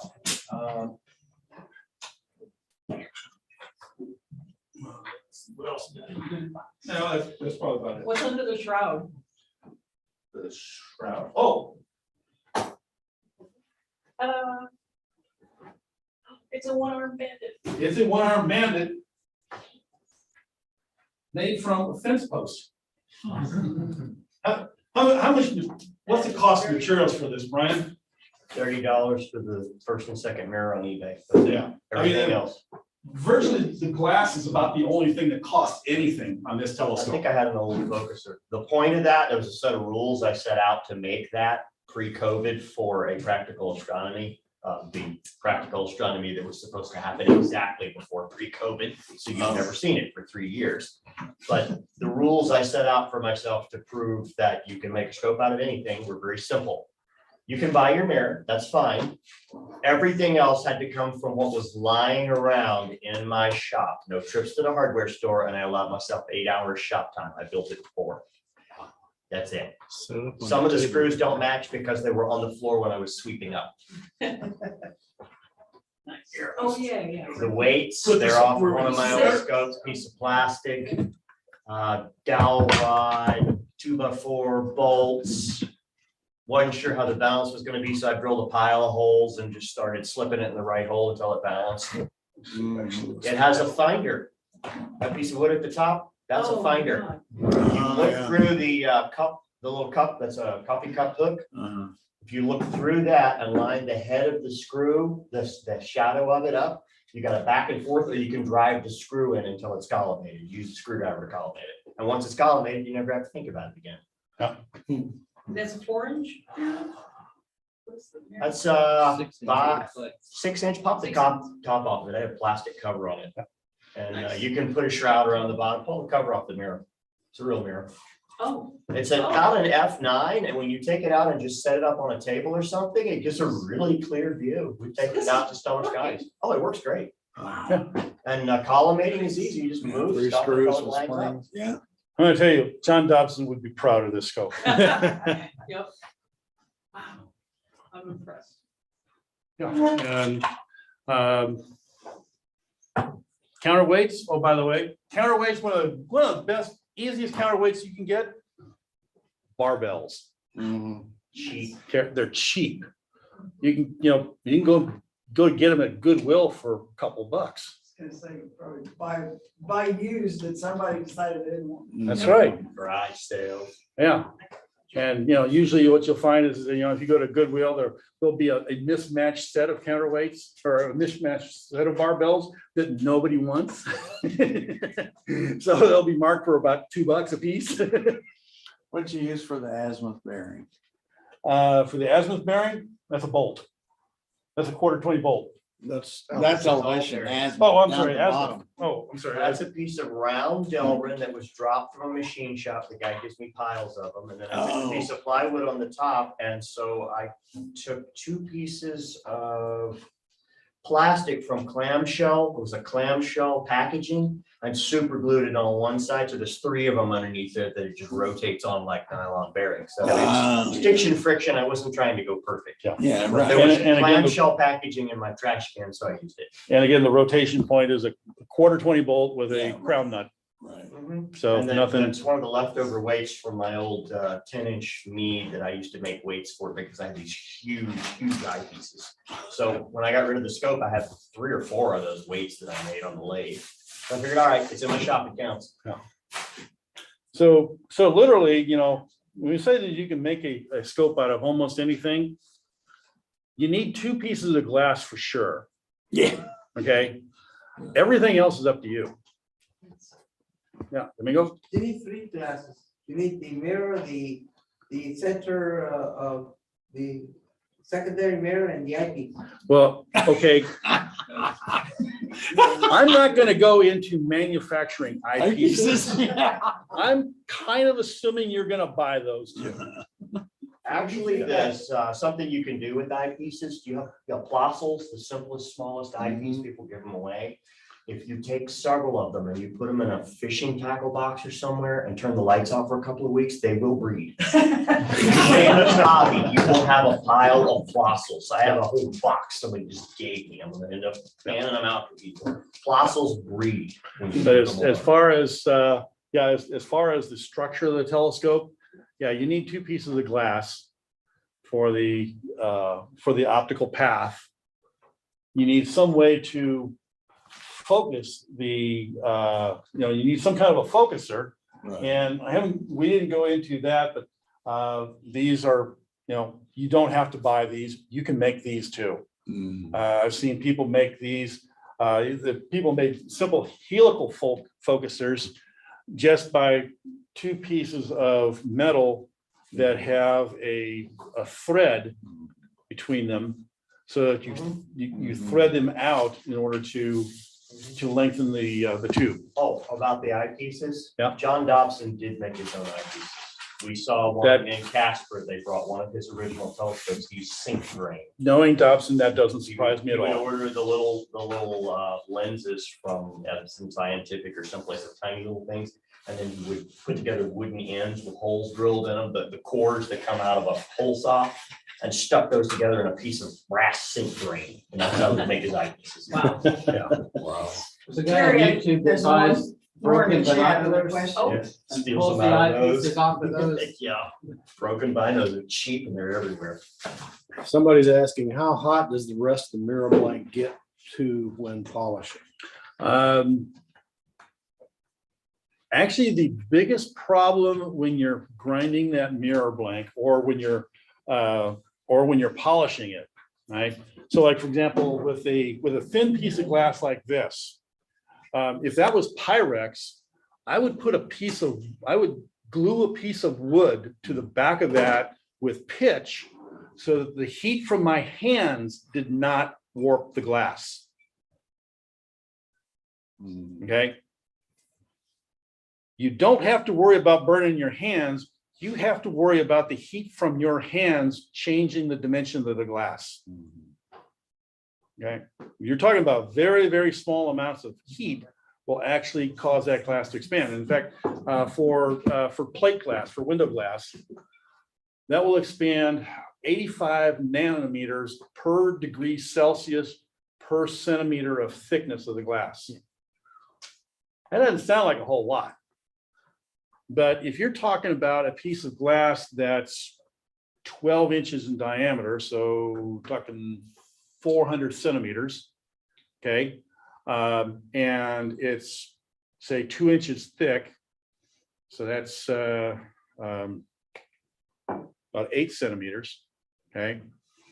Now 85 nanometers per degree Celsius per centimeter of that thickness is how much that glass is going to expand. And if the if the differential between the outside of the curve and the center of the curve is a half a centimeter, now all of a sudden you're going to take that 85 degrees per degree Celsius, go up to 850 Celsius. And that's how much that glass is expanding in the center. Now, it's only, you know, a very, very thin boundary layer that's expanding that much, but it's still doing that, right? And so what's going to happen is that if you have any kind of a heat source on the back of the glass, that's going to heat the whole thing up and distort it enough that you're going to change the shape of that glass. And, you know, if you think about, so the way that we measure the quality of that curve is in fractions of a wavelength of light. And it's the standard candle for that is 550 nanometers. Okay, so a typical production glass from Mead or any, you know, any of the commercial telescope makers is going to be about quarter wave. So it's going to be accurate to about 125 nanometers. Well, if you're expanding by, you know, 85 nanometers per degree Celsius, doesn't take very long to where you're overcoming that quarter wave measurement, right? And especially if you're heating up the back of the glass with your hands, right? Now, one of the wonderful things about, like I said, you can build better than you can buy. With practice, actually, I would say that and an amateur on their first attempt with a piece of Pyrex can get an 8th wave mirror. Okay, if you're careful about what you're doing, if you're meticulous about what you're doing, you can easily get an 8th wave mirror. With practice, you can get a 10th of a wave. The guys that have been doing this for a long, long time, like Carl Zambudo or Mike Lockwood, they easily produce 20th wave mirrors. Okay. Now, you know, they have a lot of experience and they know exactly how far they can, how far and how fast they can push that glass without distorting it. And your special piece of quartz, your 15-inch quartz mirror is a 35th wave. Yeah. Isn't quartz. That's the biggest advantage with quartz is that you put that thing on a polisher and you let it run for a few months and it will not over polish. It will not get a turned down edge. This is quartz glass. That's quartz glass, yeah. Because quartz glass moves by 5.5 nanometers per degree Celsius per centimeter thickness. Okay, as opposed to 85 nanometers for plate glass or 32 nanometers for Pyrex glass. What kind of tester did you use? Focal tester or what? I'm sorry, What kind of tester did you use when you were? I didn't make my own mirror. Oh, you didn't? Okay. I started the Dobson approach and started with a 12.5-inch porthole glass. That didn't work so well. Yeah. Okay. So here's the thing. So I worked for 5 weekends on this 12.5-inch mirror. I had it ground down to an F5 curve. And then my wife decided we had to go to Saturday Market. Now, this was sitting in my driveway in front of the garage. Because it was a thin piece of glass, I had a piece of wood attached to the back of it with pitch tar. Naturally, okay, we got to go to Saturday Market. I take the piece of glass and I turn it face up and just leave it sitting on the tool. That was a dumb thing to do. When we got back from Saturday Market, it was a warm, sunny day. The sun shined through the glass, melted the pitch tar, and the glass went boom onto the concrete. And I had a pile of glass and tar at the bottom of my stand. That was my one and only attempt at grinding a mirror That did- until I started that one. Well, interesting story is that where we met at the Austin Nature Science Center or whatever, there was a guy by the name of Hoy Walls, and he used to do ATM classes. And the other guy that was in high school with me, he was building a 4-inch Richfield, you know, and anyway, I got interested in the whole process. I didn't ever take the class, but anyway, so yeah.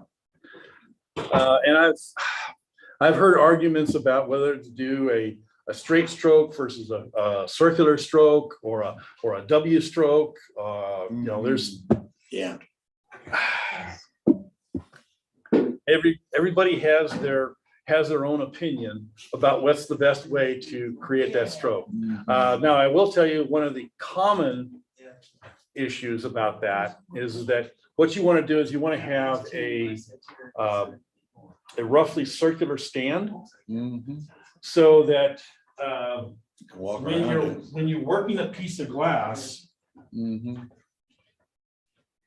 know, say if you're using a straight stroke, right?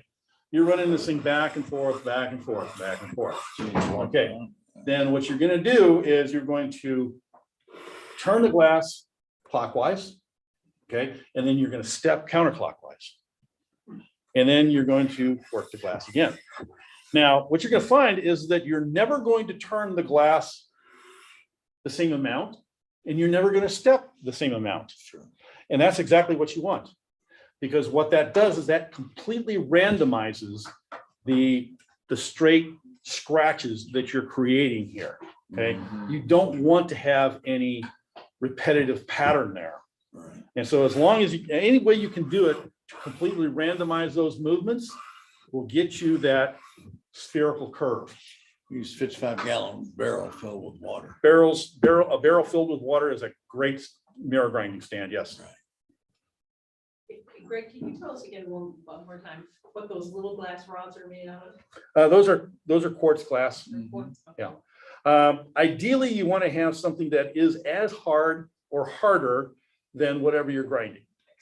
Edmund Scientific used to sell, I don't know, maybe they still do. They used to sell mirror kits where they'd send you 2 pieces of glass. Okay. One would end up being your mirror, the other is your tool. Right. They're the same hardness. And so what happens is that as you're grinding your F5 curve into your mirror, you're grinding a negative F5 curve into your tool. You know, because they have the same hardness. As you're grinding one, you're grinding the other, and you're going to create that curve into both pieces of glass. One's being convex, one's concave. Right. And the difference on those Edmunds was the Pyrex, the one for the mirror was much thicker than the tool. Yes. That's how you knew which was which. Yeah.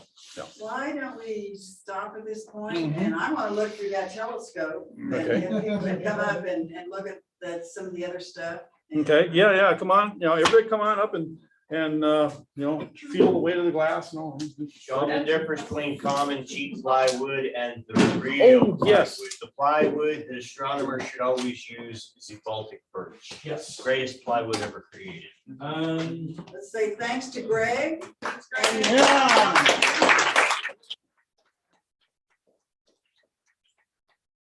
So what Brian was just talking about, Baltic birch versus plywood. This is regular plywood, okay? You'll notice this got like, looks like 7 layers. Yeah, there's 7 layers of wood. And when they make plywood, they basically put the grains in 90-degree orientation to each other for each layer. Okay, so that's 3/4 inch plywood, that's 7 layers. This is Baltic birch. This is 9 layers. That's half the thickness. Okay, and the Baltic birch is extraordinarily dimensionally stable, which is why it's preferred for wooden telescopes. You know, it won't warp to anywhere near the extent that ordinary plywood will, and it doesn't delaminate like ordinary plywood will when it gets wet. wood glue bonds to it. Yes. Really strong. Any particular